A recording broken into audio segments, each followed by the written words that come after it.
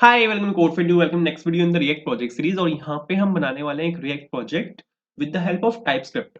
यहाँ पर हम नॉर्मल जावास्क्रिप्ट या फिर जेएसएक्स का यूज नहीं करेंगे, यहाँ पर हम यूज करेंगे टाइपस्क्रिप्ट का। तो ये वाला जो रिएक्ट प्रोजेक्ट होगा वो टाइपस्क्रिप्ट टेम्पलेट के साथ होगा। प्रोजेक्ट बहुत सिंपल है, ठीक है। फॉर स्टार्टर्स है जो रिएक्ट का प्रोजेक्ट बना रहे हैं विद टाइपस्क्रिप्ट, अगर उनको स्टार्टिंग करनी है तो ये वाला प्रोजेक्ट देख सकते हैं, बहुत सिंपल है। एक सिंपल एक नोट मेकिंग ऐप है, ठीक है। जैसे हमारे पास फोन में नोट्स होते हैं जहां पर हम अपने नोट्स बनाते हैं, बिल्कुल सेम वैसे ही है, ठीक है। यहाँ पे अगर आप देखो तो मेरे पास यहाँ पे दो ऑप्शंस हैं, एक टाइटल ऑप्शन है, एक डिटेल्स यहाँ पे ऑप्शन है। टाइटल में आप यहाँ पे कुछ भी डाल सकते हो, सपोज मैंने यहाँ पे मंस्टैक लिखा टाइटल में, और डिटेल में सपोज यहाँ पे मैं लिख रहा हूँ to watch code for interview monostack series, ठीक है। अब यहाँ पे है ना लिमिट भी है कि आप कितने कैरेक्टर्स लिख सकते हो। जैसे मैं यहाँ पे लिखता जा रहा हूँ तो यहाँ पे जो कैरेक्टर्स की लिमिट है वो यहाँ पे इंक्रीज होती जा रही है, ठीक है। मैक्सिमम जो लिमिट है वो यहाँ पे 50 है, और हेडिंग में जो लिमिट है वो यहाँ पे 30 है, ठीक है। उसके बाद जो नोट्स का बैकग्राउंड कलर है उसको भी आप यहाँ पे चेंज कर सकते हो। बाय डिफॉल्ट यहाँ पे F5 एक कलर डाला हुआ है मैंने, जो कि ग्रे की एक शेड होती है, बट आप इसको यहाँ पे चेंज कर सकते हो। सपोज मैं यहाँ पे ये वाला कलर कलर डाल रहा हूँ, ठीक है। उसके बाद जैसे ही आप यहाँ पे क्रिएट बटन पे क्लिक करोगे तो आप देखोगे यहाँ पे कि आपके पास यहाँ पे ये आ जाएगा। ये आपकी हेडिंग है यहाँ पे मंस्टैक, और to watch code for interview monostack series. कब बनाया मैंने ये 15 फरवरी को बनाया, और 11:22 पे बनाया। उसके बाद suppose this is a note, एक और नोट बनाते हैं। This is a note and this is a demo note for testing, ठीक है। ये मैंने यहाँ पे लिखा, और अब सपोज बैकग्राउंड कलर में यहाँ पे इसका चेंज कर देता हूँ, कुछ और बैकग्राउंड कलर कलर देते हैं। तो येलो की शेड में सपोज यहाँ पे ये वाला दिया मैंने, और क्रिएट बटन पे क्लिक किया तो आप यहाँ पे देखोगे कि जो लेटेस्ट नोट है आपका वो पहले आएगा, और जो उससे पहले आपने नोट बनाया था वो आपका सेकंड नंबर पे आएगा, ठीक है। मतलब जो लेटेस्ट नोट्स हैं आपके वो आपके इसमें पहले अपेंड होंगे। एक और चीज है, आप अगर यहाँ पे रिफ्रेश करोगे ये बिल्कुल आपको यहाँ पे परचेस करेगा, ठीक है। रिफ्रेश आपने किया ये बिल्कुल यहाँ पे रहेगा, क्योंकि यहाँ पे मैंने यूज किया हुआ है सेशन स्टोरेज का। जितने भी आपके ये सब एप्लीकेशन हैं, मतलब एप्लीकेशन बोल रहा हूँ, जितने भी आपके ये सब यहाँ पे नोट्स हैं, ये सब आपके यहाँ पे क्या बोलते हैं, जो आपके यहाँ पे सेशन स्टोरेज है उसके अंदर है। अगर आप यहाँ पे देखोगे सेशन स्टोरेज के अंदर लोकल होस्ट 3000 के अंदर, तो आपको यहाँ पे नोट्स मिल जाएंगे। नोट्स यहाँ पर एक एरे ऑफ ऑब्जेक्ट है जिसके अंदर आपको जो दोनों एरेज है, मतलब दोनों जो ऑब्जेक्ट्स हैं आपको यहाँ पे इसके अंदर वो मिल जाएंगे, ठीक है। दो नोट्स हैं तो दोनों ऑब्जेक्ट्स यहाँ पे आपको मिल जाएंगे सेशन स्टोरेज के अंदर। एप्लीकेशन जो है वो आपकी रिस्पॉन्सिव है, ठीक है। अगर आप यहाँ पे देखोगे तो ये आपकी पूरी यहाँ पे रिस्पॉन्सिव एप्लीकेशन है, बहुत सिंपल है। मतलब टाइपस्क्रिप्ट अगर आपको सीखनी है तो आप इससे स्टार्टिंग कर सकते हो, ठीक है। बहुत एक सिंपल एप्लीकेशन है with the help of TypeScript. मैंने यहाँ पे टाइपस्क्रिप्ट का यूज किया, और मैंने यहाँ पे यूज किया मटेरियल यूआई का। मटेरियल यूआई एक रिएक्ट बेस्ड सीएसएस फ्रेमवर्क है, ठीक है, जिसमें जितने भी कंपोनेंट्स हैं वो सब रिएक्ट में लिखे हुए हैं। मटेरियल यूआई अगर आपको नहीं भी आता कोई टेंशन लेने की जरूरत नहीं है, वो हम साथ साथ सीख लेंगे। वो मैं आपको सिखा दूंगा मटेरियल यूआई कैसे यूज करते हैं, क्या क्या होता है मटेरियल यूआई में, वो सब हम देख लेंगे। तो ये सिंपल सी नोट मेकिंग ऐप है, बिगनर फ्रेंडली है। अगर आप एक बिगनर हो तो आप बिल्कुल इसको देख सकते हो, ठीक है। अगर सपोज डिलीट पे मैंने यहाँ पे क्लिक किया तो ये मेरा यहाँ पे डिलीट हो जाएगा। इसको डिलीट करते हैं, ये सभी मेरे नोट्स यहाँ पे डिलीट हो जाएंगे। तो इस तरह ये प्रोजेक्ट काम कर रहा है। तो ये प्रोजेक्ट बनाना स्टार्ट करते हैं, लेकिन आगे बढ़ने से पहले अगर आप चैनल पर नए हो तो please hit the subscribe button. अगर आपको वीडियो पसंद आए तो प्लीज वीडियो को लाइक भी करना, ठीक है। बाकी प्रोजेक्ट्स आप चेकआउट कर सकते हो, जैसे रिएक्ट प्रोजेक्ट्स हैं, ठीक है। अगर आप लीड कोड में कॉम्पिटिटिव प्रोग्रामिंग के क्वेश्चंस करना चाहते हो तो उसकी भी एक सीरीज है, आप उसको भी चेकआउट कर सकते हो। अगर आप AWS सीखना चाहते हो, ठीक है, AWS विद रिएक्ट एक सर्वलेस एप्लीकेशन हम कैसे बना सकते हैं नोड जेएस की हेल्प से, जिसमें फ्रंट एंड में रिएक्ट है, तो आप वो सब देख सकते हो। बाकी यहाँ पे लीड कोड के कुछ क्वेश्चंस है। यूनिट टेस्टिंग बहुत इंपॉर्टेंट होती है किसी भी एक प्रोजेक्ट के लिए, ठीक है। अगर आप एक रिएक्ट में अगर आप एक इंटरव्यू दोगे ना, तो जो एचआर है बहुत हाई प्रोबेबिलिटी है कि वो एचआर आपसे पूछ ले कि आपको यूनिट टेस्टिंग लिखनी आती है, आपको यूनिट टेस्ट कैसे लिखने आते हैं रिएक्ट में, नहीं आते। तो एक बेसिक ओवरव्यू आप इस वाली वीडियो से ले सकते हो। अगर आपको मंस्टैक प्रोजेक्ट सीखने हैं, ठीक है, एक फुल स्टैक एप्लीकेशन बनानी है with the help of mern stack, जिसमें आपके पास रिएक्ट होगा, मटेरियल यूआई है, बैकएंड में आपके पास Node JS, Express JS, database में मोंगोडीबी है। तो ये वीडियोस आप यहाँ पे देख सकते हो, जैसे टू डू लिस्ट है, व्हाट्सएप क्लोन है। व्हाट्सएप क्लोन में socket.io का यूज हुआ है रियल टाइम चैटिंग के लिए, तो वो आप देख सकते हो। अगर आपको जावा प्रोजेक्ट्स बनाने हैं, जावा जावा की हेल्प से एक डेस्कटॉप बेस्ड एप्लीकेशन बनानी है, ठीक है, तो ये वाले प्रोजेक्ट्स आप यहाँ पे चेकआउट कर सकते हो उसके लिए। और जैसे यूनिवर्सिटी मैनेजमेंट सिस्टम है, क्विज एप्लीकेशन है, एम्प्लॉय मैनेजमेंट सिस्टम है, ग्रुप चैटिंग एप्लीकेशन है, चैटिंग एप्लीकेशन है, ये सब जावा प्रोजेक्ट्स हैं, डेस्कटॉप बेस्ड एप्लीकेशन। फिर आप यहाँ पे जो इनशॉर्ट्स ऐप है वो बना सकते हो, एक न्यूज रीडिंग ऐप है, बहुत पॉपुलर है, ठीक है। और सिंपल ये मंथ स्टैक में ensures app blog application month stack में आप ये चेकआउट कर सकते हो। अगर आपको एक फुल स्टैक एप्लीकेशन बनानी है जिसमें बैकएंड में स्प्रिंग बूट है, इस बार यहाँ पे नोड.जेएस एक्सप्रेस.जेएस नहीं है, स्प्रिंग बूट है, तो आप ये वाला प्रोजेक्ट चेकआउट कर सकते हो जहाँ पे हमने फ्रंट एंड में यूज किया रिएक्ट जेएस का, बैकएंड में यहाँ पे स्प्रिंग बूट हाइबरनेट है और डेटाबेस यहाँ पे माइस्क्ल है। ठीक है, एक फुल स्टैक एप्लीकेशन है फॉर स्टार्टर्स, बहुत बेसिक है, करंट एप्लीकेशन है। ठीक है, और अगर आपको एक ई कॉमर्स वेबसाइट बनानी है, ठीक है, जैसे ई कॉमर्स वेबसाइट बहुत चल रही है आजकल, तो आप फ्लिपकार्ट बना सकते हो। फ्लिपकार्ट को मैंने यहाँ पे क्लोन किया था, बिल्कुल डिट्टो क्लोन मारा है, आप ये वाली वीडियोस चेकआउट कर सकते हो। और बाकी फ्री यहाँ पे कुछ जावास्क्रिप्ट वो जावा प्रोजेक्ट है, कुछ रिएक्ट प्रोजेक्ट्स भी हैं, जैसे पोस्टमैन क्लोन है, गूगल कीप क्लोन है, एक्सपेंस ट्रैकर है। अगर आपने ब्रेकिंग बैड की सीरीज देखी हो तो उसके कैरेक्टर्स को मैंने यहाँ पे डिस्प्ले करवाया हुआ है। जेसन सर्वर एक बहुत इंपॉर्टेंट एक वो होता है, एक टूल होता है जहां पर आप एक जेसन फाइल में डेटा को स्टोर करते हो, तो ये आप देख सकते हो। ठीक है, बहुत यूजफुल है। और बाकी फिर यहाँ पे आप ये सब कुछ तो चेकआउट कर ही सकते हो। नेक्स्ट जेएस अगर आपको देख बनाना है कुछ, ठीक है, अगर आप बिल्कुल स्टार्टर हो, ठीक है, बिल्कुल नेक्स्ट जेएस में एक लाइन का कोड नहीं लिखा बट रिएक्ट आती है, तो आप ये वाली वीडियो देख सकते हो। और बाकी नीचे अगर आप आओगे तो प्रोजेक्ट्स ही प्रोजेक्ट्स भरे पड़े हैं। ठीक है, बट उससे पहले ये वाला प्रोजेक्ट बनाते हैं। तो यहाँ पे मैं यूज करने वाला हूँ विजुअल स्टूडियो कोड का। विजुअल स्टूडियो कोड एक आईडीई है जहां पर हम अपने कोड को लिख सकते हैं। तो इसके लिए आपको कुछ नहीं करना, बस यहाँ पे आपको क्लिक करना है और यहाँ पे आपको लिखना है सीएमडी। सीएमडी क्या करेगा, इसी फोल्डर के अंदर आपका सीएमडी कमांड लाइन टूल खोल देगा। इसके बाद यहाँ पे आपको लिखना है code space dot. Code space dot क्या करेगा, ये आपका विजुअल स्टूडियो कोड खोल देगा इसी फोल्डर के अंदर। आप यहाँ पे देखो, इसने मेरा यहाँ पे वीएस कोड खोल दिया इसी फोल्डर के अंदर। ठीक है, अब यहाँ पे आपको एक रिएक्ट का प्रोजेक्ट बनाना है, तो उसके लिए आपको यहाँ पे सबसे पहले तो टर्मिनल खोलना पड़ेगा आपके वीएस कोड का। या आप खोल सकते हो कंट्रोल शिफ्ट बैकटिक से, या फिर यहाँ पे आप क्लिक करोगे न्यू टर्मिनल, इससे भी आप यहाँ पे खोल सकते हो। यहाँ पर आपको एक रिएक्ट का प्रोजेक्ट बनाना है विद टाइपस्क्रिप्ट। ठीक है, डिफरेंस है, अगर आप एक रिएक्ट का प्रोजेक्ट बनाते हो तो यहाँ पर आप लिखते हो npx create react app, जहाँ पर create react app फेसबुक का एक टूल है जिसकी हेल्प से हम एक रिएक्ट प्रोजेक्ट बना सकते हैं बहुत क्विकली। और सपोज यहाँ पे मैंने लिखा नोट्स ऐप, ये आपकी एप्लीकेशन का नाम है, npx create react app notes app. But अगर आप एक ये आप तब लिखते हो जब आपको एक रिएक्ट एप्लीकेशन बनानी होती है। बना हम यहाँ पे रिएक्ट एप्लीकेशन ही रहे हैं बट विद टाइपस्क्रिप्ट। तो आपको यहाँ पे टाइपस्क्रिप्ट के लिए आपको यहाँ पे लिखना पड़ेगा हाइफन हाइफन टेम्पलेट और टाइपस्क्रिप्ट। बिल्कुल सही है, एंटर मारते हैं, क्लिक करते हैं, तो ये आपका यहाँ पे एक टाइपस्क्रिप्ट का प्रोजेक्ट बनाना स्टार्ट कर देगा। अब एक बेसिक रिएक्ट प्रोजेक्ट में जहां पर सब कुछ JSX एक्सटेंशन में होता है और टाइपस्क्रिप्ट प्रोजेक्ट में क्या डिफरेंस है वो हम देखेंगे, पहले प्रोजेक्ट बनने देते हैं। जैसे कि इसने बताया भी है, this might take a couple of minutes, बिल्कुल सही, इसमें थोड़ा टाइम लग सकता है depending on your internet connection, 30 second से लेके 3 मिनट तक लगते हैं, तो इसको बनने देते हैं। तो एप्लीकेशन अपनी यहाँ पे बनके बिल्कुल रेडी है। अगर आप यहाँ पे देखो तो एक फोल्डर है मेरे पास यहाँ पे नोट्स ऐप के नाम से। इसको अगर मैं एक्सपैंड करूँ तो कुछ डिफरेंसेस आपको यहाँ पे मिलेंगे। जैसे सबसे पहले तो कुछ चीज़ सेम भी है। सेम क्या है, पैकेट और जेसन यहाँ पे सेम है। कोई भी अगर आप एक फ्रंट एंड एप्लीकेशन बना रहे हो तो वहाँ पे सबसे मेन जो हमारे पास एप्लीकेशन होती है वो सबसे मेन जो हमारे पास फाइल होती है वो होती है पैकेट और जेसन। पैकेट और जेसन आपको यहाँ पे ये बताती है कि आपका प्रोजेक्ट है क्या, उसको चलाने के लिए क्या क्या चाहिए, कैसे कैसे आप उसमें चला सकते हो और कौन कौन से ऑपरेशन आप उसमें परफॉर्म कर सकते हो। बेसिकली पैकेट और जेसन एक ओवरव्यू देती है आपको, जैसे यहाँ पे कौन कौन सी डिपेंडेंसी जरूरी है आपके प्रोजेक्ट को चलाने के लिए, किस किस तरह आप प्रोजेक्ट को चला सकते हो, क्या क्या आप यहाँ पे कर सकते हो, तो वो सब यहाँ पर है। तो बेसिकली जो मेन टैग होते हैं यहाँ पे वो स्क्रिप्ट होता है और डिपेंडेंसीज होता है। ठीक है, तो ये आपके यहाँ पे पैकेट और जेसन है। अगर आप यहाँ पे सोर्स में देखोगे ना, सोर्स को अगर मैं यहाँ पे एक्सपैंड करूँ तो यहाँ पे इस बार ऐप डॉट जेएस नहीं आया। अगर आप एक सिंपल एक रिएक्ट अगर आप सिंपल एक रिएक्ट एप्लीकेशन बनाते हो तो वहां पे आपको लिखा मिलता है ऐप डॉट जेएस, बट यहाँ पे आपको लिखा मिला है ऐप डॉट टीएसएक्स।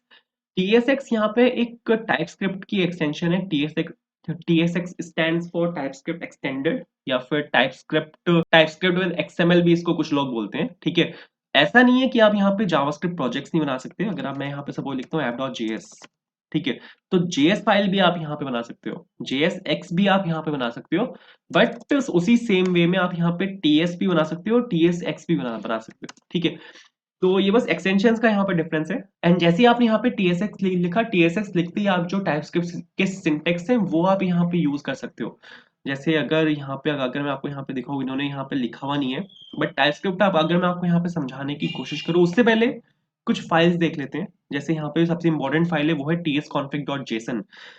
अब यहाँ पे क्या होता है कि अगर आप यहाँ पे पैकेट.json देखोगे ना, तो जब भी आप एक टाइपस्क्रिप्ट का प्रोजेक्ट बनाते हो तो वहाँ पे टाइपस्क्रिप्ट जो पैकेज है वो आके इंस्टॉल होता है। अब ये क्यों इंस्टॉल होता है? यहाँ पे क्या होता है कि आपका जो ब्राउजर है वो टाइपस्क्रिप्ट को नहीं समझता, तो आपकी जो टाइपस्क्रिप्ट है वो कंपाइल डाउन होती है इनटू जावास्क्रिप्ट, क्योंकि ब्राउजर सिर्फ प्लेन जावास्क्रिप्ट समझता है, ओल्ड स्कूल जावास्क्रिप्ट समझता है। तो टाइपस्क्रिप्ट वो नहीं समझता, तो हमें यहाँ पे कोई चीज चाहिए जो आपके टाइपस्क्रिप्ट को कन्वर्ट करे इनटू प्लेन जावास्क्रिप्ट। तो वहां पे काम आता है टाइपस्क्रिप्ट कंपाइलर। और टाइपस्क्रिप्ट कंपाइलर आपको मिलता है इस टाइपस्क्रिप्ट पैकेज के अंदर। ठीक है, तो जब भी आप देखोगे कि आप कोई एक टाइपस्क्रिप्ट का प्रोजेक्ट बनाओगे तो हमेशा वहां पे टाइपस्क्रिप्ट जो पैकेज है वो आके इंस्टॉल होता है। फिर चाहे आप एंगुलर की बात करो, एंगुलर में तो पूरा हम टाइपस्क्रिप्ट में लिखते हैं, ठीक है, या फिर आप किसी भी चीज की बात करो तो वहां पे आपको टाइपस्क्रिप्ट पैकेज मिलेगा। और जब भी आप एक टाइपस्क्रिप्ट पैकेज इंस्टॉल करते हो तो हमेशा आपको ये वाली फाइल बनानी होती है tsconfig.json। tsconfig यहाँ पे आपकी टाइपस्क्रिप्ट की कॉन्फ़िग्स हैं, टाइपस्क्रिप्ट की कॉन्फ़िगरेशंस हैं फॉर कंपाइलर। ठीक है, आप यहाँ पे कंपाइलर को कुछ चीजें बताते हो कि ब्रो यहाँ पे आपको कोड को कैसे कैसे कंपाइल करना है, क्या क्या आपको करना है कोड के साथ। तो वो सब आप यहाँ पे लिखते हो, जैसे कंपाइलर ऑप्शंस हैं। ठीक है, कि आपका टारगेट क्या होना चाहिए, ES5। आपको जो लैंग्वेज है उसको कंपाइल डाउन करना है ES5 में, जावास्क्रिप्ट ES5 में। ठीक है, और आपको जो JS है उसको अलाउ करना है नहीं करना, लाइब्रेरी चेक जो है उसको आपको स्किप करना है नहीं करना। तो यहाँ पे कंपाइलर के लिए आपने कुछ ऑप्शंस यहाँ पे लिखे हुए हैं। अगर आपको कोई और ऑप्शन ऐड करना है तो आप यहाँ पे tsconfig.json के अंदर इसके अंदर कर सकते हो। फिर यहाँ पे index.tsx, ये हमारी यहाँ पे सबसे मेन फाइल है। सिंपल है, अगर आप एक रिएक्ट प्रोजेक्ट, अगर आपने रिएक्ट प्रोजेक्ट बनाया हुआ है तो जो आपके रिएक्ट प्रोजेक्ट का एंट्री पॉइंट होता है वो आपका होता है यहाँ पे index.tsx में। ठीक है, अगर एक सिंपल रिएक्ट प्रोजेक्ट होता तो वहाँ पे index.js मिलती है आपको, बट यहाँ पे टाइपस्क्रिप्ट है तो यहाँ पे index.tsx है, और यहाँ से आपका रिएक्ट का प्रोजेक्ट एग्जीक्यूट होना स्टार्ट होता है। और यहाँ पे आपने लिखा हुआ है ऐप कंपोनेंट को। ठीक है, यहाँ पे आपने इंपोर्ट किया ऐप फाइल को और यहाँ पे आप रेंडर करवा रहे हो ऐप कंपोनेंट को, मतलब कि ऐप कंपोनेंट के अंदर आपका यहाँ पे जो कोड लिखा हुआ है app.tsx के अंदर आपका जो यहाँ पे कोड लिखा हुआ है वो आपका एग्जीक्यूट हो रहा है index.tsx की हेल्प से। ठीक है, क्योंकि आपका एंट्री पॉइंट ये है। तो अगर मैं आपको इसको चला के दिखाऊँ तो इसको चलाने के लिए आपको यहाँ पे एक स्क्रिप्ट टैग की हेल्प लेनी पड़ेगी, जो कि होती है यहाँ पे आपकी स्टार्ट स्क्रिप्ट। बिल्कुल सिंपल है, आपने रिएक्ट में अगर काम किया है तो यहाँ पे आपको जाना है CD करके, क्योंकि आपकी जो पैकेट और जेसन है वो आपके नोट्स ऐप के अंदर है, तो यहाँ पे आपको नोट्स ऐप के अंदर जाना पड़ेगा। तो मैंने यहाँ पे लिखा सपोज नोट्स ऐप। ठीक है, नोट्स ऐप के अंदर अब आपको यहाँ पे लिखना है npm स्टार्ट। npm स्टार्ट क्या करेगा, ये आपका पैकेट और जेसन के अंदर आएगा, और ये देखेगा स्क्रिप्ट टैग को। स्क्रिप्ट टैग के बाद ये देखेगा कि आपने यहाँ पे कौन से स्क्रिप्ट को रन किया है। मैंने यहाँ पे स्टार्ट स्क्रिप्ट को चलाया तो ये इसको चलाएगा। और जैसे कि आप यहाँ पे देख भी सकते हो, इसने यहाँ पे रन किया है रिएक्ट स्क्रिप्ट स्टार्ट को। ये रिएक्ट स्क्रिप्ट स्टार्ट को यहाँ पे इसने रन किया है, और अभी आपका चला रहा है डेवलपमेंट सर्वर को। क्योंकि यहाँ पे क्या होता है कि आपको एक सर्वर चाहिए। ठीक है, अगर आप अपनी एप्लीकेशन को प्रोडक्शन पे मूव करते हो वहां पे एक सर्वर चाहिए आपको। ठीक है, बट अगर आप लोकल में भी चला रहे हो तो लोकल में भी आपको एक सर्वर चाहिए, और वो सर्वर होता है यहाँ पे आपका लोकल होस्ट। तो आपका यहाँ पे क्या होता है, जब भी आप एक क्रिएट रिएक्ट ऐप की हेल्प से आप एप्लीकेशन बनाते हो तो उसमें आपको वेब पैक मिलता है। वेब पैक मिलता है, डेवलपमेंट सर्वर में मिलता है, कंपाइलर मिलता है बेबल के नाम से। तो जो आपका वेब पैक होता है वो आपके पूरे प्रोजेक्ट का बंडल बनाता है और उसको रन करता है एक लोकल डेवलपमेंट एनवायरनमेंट में, जो कि यहाँ पे इस केस में होता है लोकल होस्ट। और यहाँ पे आप देखो इसने मेरी एप्लीकेशन को रन भी किया है। कहाँ पे रन किया है, लोकल होस्ट 3000 पे। जो 3000 है यहाँ पे, ये आपका यहाँ पे डिफॉल्ट पोर्ट है। ठीक है, जो यहाँ पे हमारी एप्लीकेशन का डिफॉल्ट पोर्ट होता है वो होता है यहाँ पे लोकल होस्ट 3000। ठीक है, मतलब पोर्ट आपका यहाँ पे 3000 होता है, सर्वर का नाम यहाँ पे लोकल होस्ट है। तो आप अगर यहाँ पे देखो, यहाँ पे ना एक कोड लिखा है। यहाँ ये कुछ भी मैंने नहीं लिखा, यहाँ पे आपके पास एक एसवीजी लोगो है, फिर यहाँ पे एक टेक्स्ट है, फिर यहाँ पे एक लिंक है जिसपे लिखा हुआ है लर्न रिएक्ट। ये अगर आप देखो तो यहाँ पे app.js से आया है। ठीक है, ये आपका यहाँ पे एक लोगो है जो कि एसवीजी लोगो है, फिर यहाँ पे एक टेक्स्ट लिखा हुआ है, फिर नीचे एक यहाँ पे लिंक है जिसपे लिखा हुआ है लर्न रिएक्ट। ठीक है, तो ये सब यहाँ पर आया। आपने क्या किया, यहाँ से इसको एक्सपोर्ट किया, इसको यहाँ पे index.js में यहाँ पे आपने इसको इंपोर्ट किया, और यहाँ पे आपने इसको रेंडर करवा दिया ऐप कंपोनेंट के अंदर। ठीक है, ऐप कंपोनेंट की हेल्प से। तो ये यहाँ पे कुछ इस तरह से चल रहा है। अब यहाँ पे एक बहुत बड़ा सवाल है, ठीक है, कि हमें यहाँ पे टाइपस्क्रिप्ट क्यों चाहिए जब हमारे पास अच्छी खासी जावास्क्रिप्ट है। तो टाइपस्क्रिप्ट की क्या नीड है, टाइपस्क्रिप्ट की नीड यहाँ पे इसलिए है क्योंकि जावास्क्रिप्ट में टाइप चेकिंग नहीं होती। जावास्क्रिप्ट एक लूजली टाइप्ड लैंग्वेज है।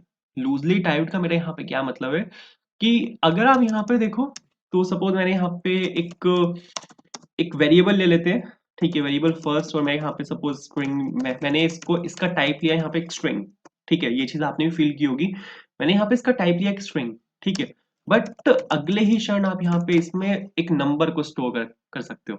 इसने तो यहाँ पे एरर दे दिया क्योंकि ये एक टाइपस्क्रिप्ट फाइल है, बट अगर सपोज मैं यहाँ पे एक फाइल बनाता हूँ, जावास्क्रिप्ट फाइल बनाते हैं, ठीक है, उसमें थोड़ा सा क्लियर एक्सप्लेनेशन मिलेगी कि यहाँ पे एक्चुअली में हो क्या रहा है। अगर सपोज मैंने यहाँ पे ये लिखा, ठीक है, मैंने यहाँ पे इसको एक स्ट्रिंग की हेल्प से डिक्लेयर किया, मैंने यहाँ पे एक फर्स्ट वेरिएबल डिक्लेयर किया जहाँ पे मैंने स्ट्रिंग डाल दी, अगले ही लाइन में यहाँ पे इसमें नंबर डाल सकता हूँ, ठीक है, उससे अगली ही लाइन में यहाँ पे एक एरे डाल सकता हूँ, ठीक है, एरे, मतलब सपोज मैंने यहाँ पे एक स्ट्रिंग ऑफ एरे डाल दिया इसके अंदर, तो यहाँ पे ये मेरे को रोक नहीं रहा, ठीक है, यहाँ पे कोई टाइप चेकिंग नहीं है, जैसे अगर सपोज इनिशियली मैंने यहाँ पे एक स्ट्रिंग डाला है तो ये स्ट्रिंग ही रहना चाहिए था, बट मैंने यहाँ पे नंबर डाल दिया, फिर मैंने यहाँ पे एरे डाल दिया, तो यहाँ पे कोई टाइप चेकिंग नहीं है। तो इस चीज में टाइपस्क्रिप्ट आपकी हेल्प करता है। जैसे अगर सपोज मैं यहाँ पर आया और यहाँ पे मैंने वही सेम डाला, ठीक है, यहाँ पे मैंने यही सेम लिखा जहाँ पे मैंने लिखा let first is equals to code for interview, ठीक है, अगर मैं यहाँ पे first is equals to suppose code लिख रहा हूँ तो भी ये चल जाएगा, ठीक है, बिल्कुल मस्त चलेगा। बट अगर सपोज मैंने यहाँ पे डाल दिया कि ये ब्रो एक नंबर है, ठीक है, ये ब्रो एक नंबर है, यहाँ पे जो इसका टाइप है वो यहाँ पे नंबर है, वेरिएबल का नंबर मतलब एक इंटीजर है कि आप यहाँ पे एक इंटीजर ही स्टोर कर सकते हो, तो ये मेरे को यहाँ पे एरर दे देगा जैसे यहाँ पे एक स्ट्रिंग आएगी। अब ये यहाँ पर एक नंबर को एक्सपेक्ट कर रहा है, जैसे ही मैं यहाँ पे एक नंबर डालूंगा, सपोज मैंने यहाँ पे 1 डाला, तो 1 डालते ही यहाँ पे बिल्कुल परफेक्टली वर्क करेगा, बट जैसे ही मैं यहाँ पे डाल दूंगा एक स्ट्रिंग, तो ये यहाँ पे रो देगा कि ब्रो ये एक नंबर है यहाँ पे और आप यहाँ पे एक स्ट्रिंग डाल रहे हो। तो ये यहाँ पे इस तरह से वर्क करता है, और सेम चीज आपकी यहाँ पे चलती है उसके साथ, क्या कहते हैं, स्टेट के साथ। अगर सपोज मैंने यहाँ पे एक स्टेट बनाई और मैंने यहाँ पे लिया रिएक्ट डॉट सेट स्टेट, और मैंने यहाँ पे सपोज 1 डाल दिया, सेट स्टेट लिख रहा हूँ, यूज स्टेट लिख रहा है यहाँ पे मैंने सपोज यहाँ पे 1 डाल दिया, तो मैंने यहाँ पे डिक्लेयर कर दिया कि ब्रो यहाँ पे इनिशियल वैल्यू इसकी 1 है, तो ये यहाँ पे एक नंबर होगा। बट अगर मैं यहाँ पे सपोज सेट नम करके यहाँ पे मैं सीधा डाल देता हूँ कोड फॉर इंटरव्यू, मैंने यहाँ पे एक स्ट्रिंग स्टोर करवा दी, तो एरर देगा ये। क्यों एरर देगा? क्योंकि यहाँ पे जो इसका टाइप है वो यहाँ पे नंबर है, नंबर के केस में आप यहाँ पे स्ट्रिंग स्टोर नहीं करवा सकते। तो ये इस चीज में हेल्प करता है जहां पर आप टाइप चेकिंग करते हो। आप यहाँ पे सिंपल सा ये मान सकते हो कि JavaScript plus TypeScript is equals to Java. जैसे जावा में आप काम करते हो, जावा में पूरी टाइप चेकिंग होती है, एक टाइटली टाइप्ड लैंग्वेज है, बिल्कुल सेम यहाँ पे टाइपस्क्रिप्ट है, ठीक है। तो इस तरह से यहाँ पे इसको आप लेके वर्क कर सकते हो। तो ये कुछ यहाँ पे इस तरह से काम करता है, बाकी हम सीखते जाएंगे आगे, जैसे जैसे हम जाएंगे वो सब चीजें हम यहाँ पे सीखते जाएंगे कि कैसे कैसे यहाँ पे काम होता है। तो अगर आप यहाँ पे देखो तो मेरे पास यहाँ पे ये एक स्क्रीन है, ठीक है, स्क्रीन में यहाँ पे ये सब लिखा हुआ है, बट अगर मैं आपको यहाँ पे ये सब हटा के सिर्फ यहाँ पे हेलो लिखूं, तो आप यहाँ पे देखोगे मेरे पास यहाँ पे हेलो भी लिखा आएगा, ठीक है। तो सबसे पहले मेरे को बनाना क्या है, बनाना मेरे को यहाँ पे ये है, ठीक है, ये चीज अगर आप देखो यहाँ पे तो 3 हिस्सों में डिवाइडेड है। ऊपर में मेरे पास यहाँ पे हेडर है, नीचे मेरे पास यहाँ पे इसके नीचे एक सर्च बार है, और उसके नीचे मेरे पास यहाँ पे जो नोट्स में डिस्प्ले करवा रहा हूँ वो है। तो 3 हिस्सों में मेरी यहाँ पे स्क्रीन डिवाइडेड है, तो 3 कंपोनेंट मेरे को यहाँ पे चाहिए होंगे। पहला जो मेरा यहाँ पे कंपोनेंट होगा वो होगा मेरा यहाँ पे आपका उसके नाम से, क्या बोलते हैं, जो आपका हेडर है यहाँ पे उसके नाम से होगा। तो सपोज मैंने यहाँ पे सिंपल सा एक कंपोनेंट्स के नाम से एक फोल्डर बनाया, क्योंकि आपका कोड जो होना चाहिए वो स्ट्रक्चर्ड होना चाहिए। तो कंपोनेंट्स के अंदर सबसे पहला यहाँ पे जो अपना कंपोनेंट है वो मैं बना रहा हूँ, जो कि होगा यहाँ पे हेडर डॉट JSX, नहीं होगा, यहाँ पे आपको लिखना है TSX, ठीक है, क्योंकि टाइपस्क्रिप्ट फाइल है। एक फंक्शनल कंपोनेंट में यहाँ पे बना रहा हूँ सपोज हेडर के नाम से, और यहाँ पे मैंने सिंपल एक अरे और यहाँ पे मैंने सिंपल एक फंक्शनल कंपोनेंट बनाया, ठीक है। और यहाँ पे सपोज मैंने लिखा डिव, और यहाँ पे मैंने लिखा हेलो, ठीक है, और यहाँ पे लिखते हैं एक्सपोर्ट डिफॉल्ट, इसको मैं यहाँ पे डिफॉल्ट एक्सपोर्ट कर रहा हूँ, और मैंने यहाँ पे हेडर लिख के इसको डिफॉल्ट एक्सपोर्ट किया। एक चीज और है, अगर आप यहाँ पे नीचे आओगे ना, ये चीज मैं दिखाना भूल गया, तो यहाँ पे टाइपस्क्रिप्ट का कंपाइलर लगा हुआ है, कॉन्टिन्यूसली वो यहाँ पे लगा हुआ है आपकी टाइप चेकिंग करने के लिए, ठीक है। फाइल आपकी यहाँ पे सक्सेसफुली कंपाइल हो चुकी है, waiting for type check results. ये जो यहाँ पे टाइप चेक कर रहा है, ये कर रहा है आपका टाइपस्क्रिप्ट का कंपाइलर। और यहाँ पे issues checking in progress, no issues found. Issues मिलेंगे इसको आगे जाके, देखते हैं कैसे में मिलते हैं। अगर आप यहाँ पे देखो ना, तो यहाँ पे एक सिंपल सा ये एक फंक्शनल कंपोनेंट है, यहाँ पे कोई टाइप चेकिंग नहीं हो रही, ठीक है, बट टाइप चेक आप कर सकते हो अगर आप यहाँ पे डेटा टाइप डिफाइन कर दो। फंक्शनल कंपोनेंट है यहाँ पे और मेरे को इसकी टाइप चेकिंग करनी है, तो इसके लिए आप यहाँ पे एक डेटा टाइप मेंशन कर सकते हो। जब भी आपको डेटा टाइप मेंशन करना होता है टाइपस्क्रिप्ट में, तो आप लगाते हैं कॉलन, कॉलन लगा के आप यहाँ पे डेटा टाइप का नाम लिखते हो। जैसे सपोज एक स्ट्रिंग है, तो यहाँ पे मैंने स्ट्रिंग लिखा। अब आप अगर यहाँ पे देखोगे तो हेडर एक स्ट्रिंग तो है नहीं, हेडर तो यहाँ पे एक फंक्शनल कंपोनेंट है। बट अगर सपोज मैं यहाँ पे फंक्शनल कंपोनेंट इसको हटा के एक स्ट्रिंग यहाँ पे डाल देता हूँ, तो ये बिल्कुल परफेक्ट चलेगा। तो यहाँ पे क्या हुआ है, यहाँ पे एक टाइप चेकिंग करी है मैंने। यहाँ पे मैंने लिखा है कि ब्रो ये एक स्ट्रिंग है हेडर, तो यहाँ पे सिर्फ स्ट्रिंग ही जाएंगे। बट जैसे ही मैं यहाँ पे एक फंक्शन इसमें स्टोर कराए देता हूँ, तो ये यहाँ पे उस केस में रो देगा। ये बोलेगा कि ब्रो यहाँ पे ये नहीं चलेगा। और आप यहाँ पे देखो टाइपस्क्रिप्ट ने भी इसको चेक किया, इश्यूज चेक कर रहे हैं और इसको इशू मिल गया, JSX element is not assignable to type string. ये यहाँ पे एक JSX एलिमेंट है और एक JSX एलिमेंट को आप एक स्ट्रिंग के अंदर असाइन नहीं कर सकते। तो यहाँ पे इसने ये बोला है। तो अब एक इसको डिफाइन करने के लिए कि ब्रो ये यहाँ पे एक फंक्शन बेस्ड कंपोनेंट, इसके लिए हमारे पास यहाँ पर होता है react डॉट फंक्शन कंपोनेंट। ठीक है, ये हम यहाँ पे लिखते हैं। ठीक है, ताकि ये एक फंक्शन कंपोनेंट रहे। अब यहाँ पे इसके अंदर मैं स्ट्रिंग नहीं स्टोर कर पाऊंगा। अगर मैंने सपोज यहाँ पे लिखा कोड फॉर इंटरव्यू, तो ये रो देगा कि ब्रो यहाँ पे ये एक फंक्शनल कंपोनेंट और आप यहाँ पे एक स्ट्रिंग स्टोर करवा रहे हो, string is not assignable to type functional component. ठीक है, तो ये यहाँ पे इस तरह से वर्क करता है। फंक्शनल कंपोनेंट आपको पूरा लिखने की जरूरत नहीं है, FC इन शॉर्ट अगर आप यहाँ पे लिखोगे तो भी चल जाएगा। ठीक है, वो सेम ही होता है, FC और फंक्शनल कंपोनेंट बिल्कुल सेम होता है। तो react डॉट FC भी लिखोगे तो भी चल जाएगा। अब यहाँ पे मेरे को यहाँ पे क्या क्या करना है कि ये वाला एक हेडर बनाना है। ये वाला कंपोनेंट, ये वाला हेडर बनाने के लिए मैं यहाँ पे यूज करने वाला मटेरियल यूआई का। मटेरियल यूआई एक रिएक्ट का CSS बेस्ड फ्रेमवर्क है, जिसमें बने बनाए कंपोनेंट्स हैं जो रिएक्ट में लिखे हुए हैं, वो मैं आपको यहाँ पे दिखा दूंगा। सबसे पहले इसकी इंस्टॉलेशन देखते हैं। ये यहाँ पे इसकी इंस्टॉलेशन है, 3 पैकेजेस ये यहाँ पे इंस्टॉल करता है। MUI material emotion react emotion styled. आपको यहाँ पे एक नया टर्मिनल खोलना है क्योंकि वहाँ पे आपका चल रहा है रिएक्ट का सर्वर। एंड मेक श्योर आप यहाँ पे होने चाहिए नोट्स ऐप के अंदर, क्योंकि आपकी जो एप्लीकेशन है वो यहाँ पे चल रही है, जो आपकी यहाँ पे नोट्स ऐप है उसके अंदर। और यहाँ पे आपको पेस्ट कर देना है Ctrl V दबा के। 3 पैकेजेस ये यहाँ पे इंस्टॉल करेगा, MUI material emotion react emotion styled. तो ये पैकेज आपका यहाँ पे इंस्टॉल हो चुका है। मटेरियल यूआई काम कैसे करता है एक सेकंड वो देख लेते हैं। यहाँ पे हमारे पास बने बनाए कंपोनेंट्स होते हैं। बने बनाए कंपोनेंट्स मेरा यहाँ पे क्या मतलब है, अगर सपोज मैं आपको यहाँ पे ड्रॉर कंपोनेंट दिखाऊं, तो यहाँ पे एक कंपोनेंट होता है ड्रॉर के नाम से। ड्रॉर कंपोनेंट क्या करता है, अगर सपोज मैंने यहाँ पे लेफ्ट पे क्लिक किया तो ये एक लेफ्ट से ड्रॉर खोल देगा। ठीक है, ये होता है एक ड्रॉर कंपोनेंट। और कोड आपको कितना सा लिखना है, बस इतना सा कोड है। आपको सीधा कंपोनेंट बना बनाया है, आपको उसको सीधा इंस्टॉल करना है, इंपोर्ट करना है और यहाँ पे आपको उसको सीधा यूज करना है, बस। हम जो यहाँ पे कंपोनेंट का यूज करने वाले हैं वो है यहाँ पे ऐप बार कंपोनेंट। ऐप बार कंपोनेंट आपको यहाँ पे एक हेडर बना के देता है। जैसे अगर आप यहाँ पे मटेरियल यूआई का हेडर देखो तो इन्होंने शायद चेंज कर दिया, वो होम पेज पर था, बट कोई बात नहीं, यहाँ पे एग्जांपल्स हैं। तो अगर आप यहाँ पे ऐप बार देखो, तो ये यहाँ पर एक ऐप बार है जो हमें यहाँ पर ही बना के देता है। इस पे आप क्लिक करोगे, कोड देख देख सकते हो। 2 चीजें मेरे को यहाँ पे चाहिए, एक ऐप बार चाहिए, दूसरा मेरे को यहाँ पे टूल बार चाहिए, बस। तो आपको यहाँ पे वापस आना है, यहाँ पे आपको इंपोर्ट करना है ऐप बार को विद बी कैपिटल, और यहाँ पे आपको इंपोर्ट करना है टूल बार को विद बी स्मॉल, और यहाँ पे MUI कहाँ से आएंगे, मटेरियल से आएंगे। ठीक है, इसके बाद यहाँ पर आपको आना है और यहाँ पर आपको लिखना है ऐप बार। ठीक है, ये आपका ऐप बार है, ऐप बार के अंदर आपको यहाँ पे लिखना है टूल बार, दैट्स इट, बस इतना सा काम करना है। इसके बाद आपको यहाँ पे जाना है app.tsx में। app.tsx में यहाँ पर आपको जो आपका हेडर कंपोनेंट है उसको यहाँ पे आपको इंपोर्ट करना पड़ेगा। तो इन तीनों को हटाते हैं, इन तीनों की हमें यहाँ पे कोई जरूरत नहीं है। और यहाँ पे मैंने सपोज इंपोर्ट किया हेडर को, कहाँ से आएगा, 2 तरह से हम ट्रेवर्स करते हैं। अगर आपको सपोज एक फोल्डर बाहर जाना है तो आप यहाँ पे लिखते हो dot dot forward slash, but अगर आपको सेम फोल्डर के अंदर ट्रेवर्स करना है तो आप यहाँ पे लिखते हो डॉट फॉरवर्ड स्लैश। तो डॉट फॉरवर्ड स्लैश लिख के कॉम्पोनेंट्स के अंदर और हेडर के अंदर से आएगा। और यहाँ पे सपोज इसको हटा के मैं यहाँ पे हेडर कंपोनेंट को डाल रहा हूँ। हेडर कंपोनेंट जो होगा आपका, वो आपको यहाँ पे डालना होता है इसको as a self closing tag. ठीक है, सेल्फ क्लोजिंग टैग से मेरा क्या मतलब है, फॉरवर्ड स्लैश लगा के आपको यहाँ पे इसको क्लोज करना होता है। ठीक है, और यहाँ पे इसको सपोज चलाया मैंने, एरर्स देख लेते हैं। और कंपाइल हो रहा है, कंपाइल हो चुका है, नो इश्यूज फाउंड। चला के अगर मैं आपको यहाँ पे दिखाऊँ तो मेरे पास यहाँ पे एक हेडर आना चाहिए। रिफ्रेश करते हैं तो आप यहाँ पे देखो एक हेडर आया। एक चीज अगर आप यहाँ पे नोटिस करो, मैंने यहाँ पे 0 CSS लिखी है, एक भी CSS मैंने यहाँ पर नहीं लिखी। ठीक है, इसकी हाइट इसने यहाँ पे खुद से डिफाइन करी है। ठीक है, कलर यहाँ पे इसने खुद से डिफाइन किया है। अगर सपोज मैं यहाँ पे कुछ लिखता भी हूँ ना, तो टेक्स्ट कलर और पैडिंग वैडिंग इसने सब खुद से दी हुई। ये मैं आपको दिखा देता हूँ। मैंने सपोज यहाँ पे हेलो लिखा, ठीक है, तो आप यहाँ पे देखो हेलो यहाँ पे लिखा आएगा, और यहाँ पे हेलो का जो फ़ॉन्ट टाइप है, फ़ॉन्ट कलर है, फ़ॉन्ट वेट है, और यहाँ पे आसपास इसके अराउंड पैडिंग है, सब खुद से लगा हुआ है। मेरे को कुछ भी करने की जरूरत नहीं है।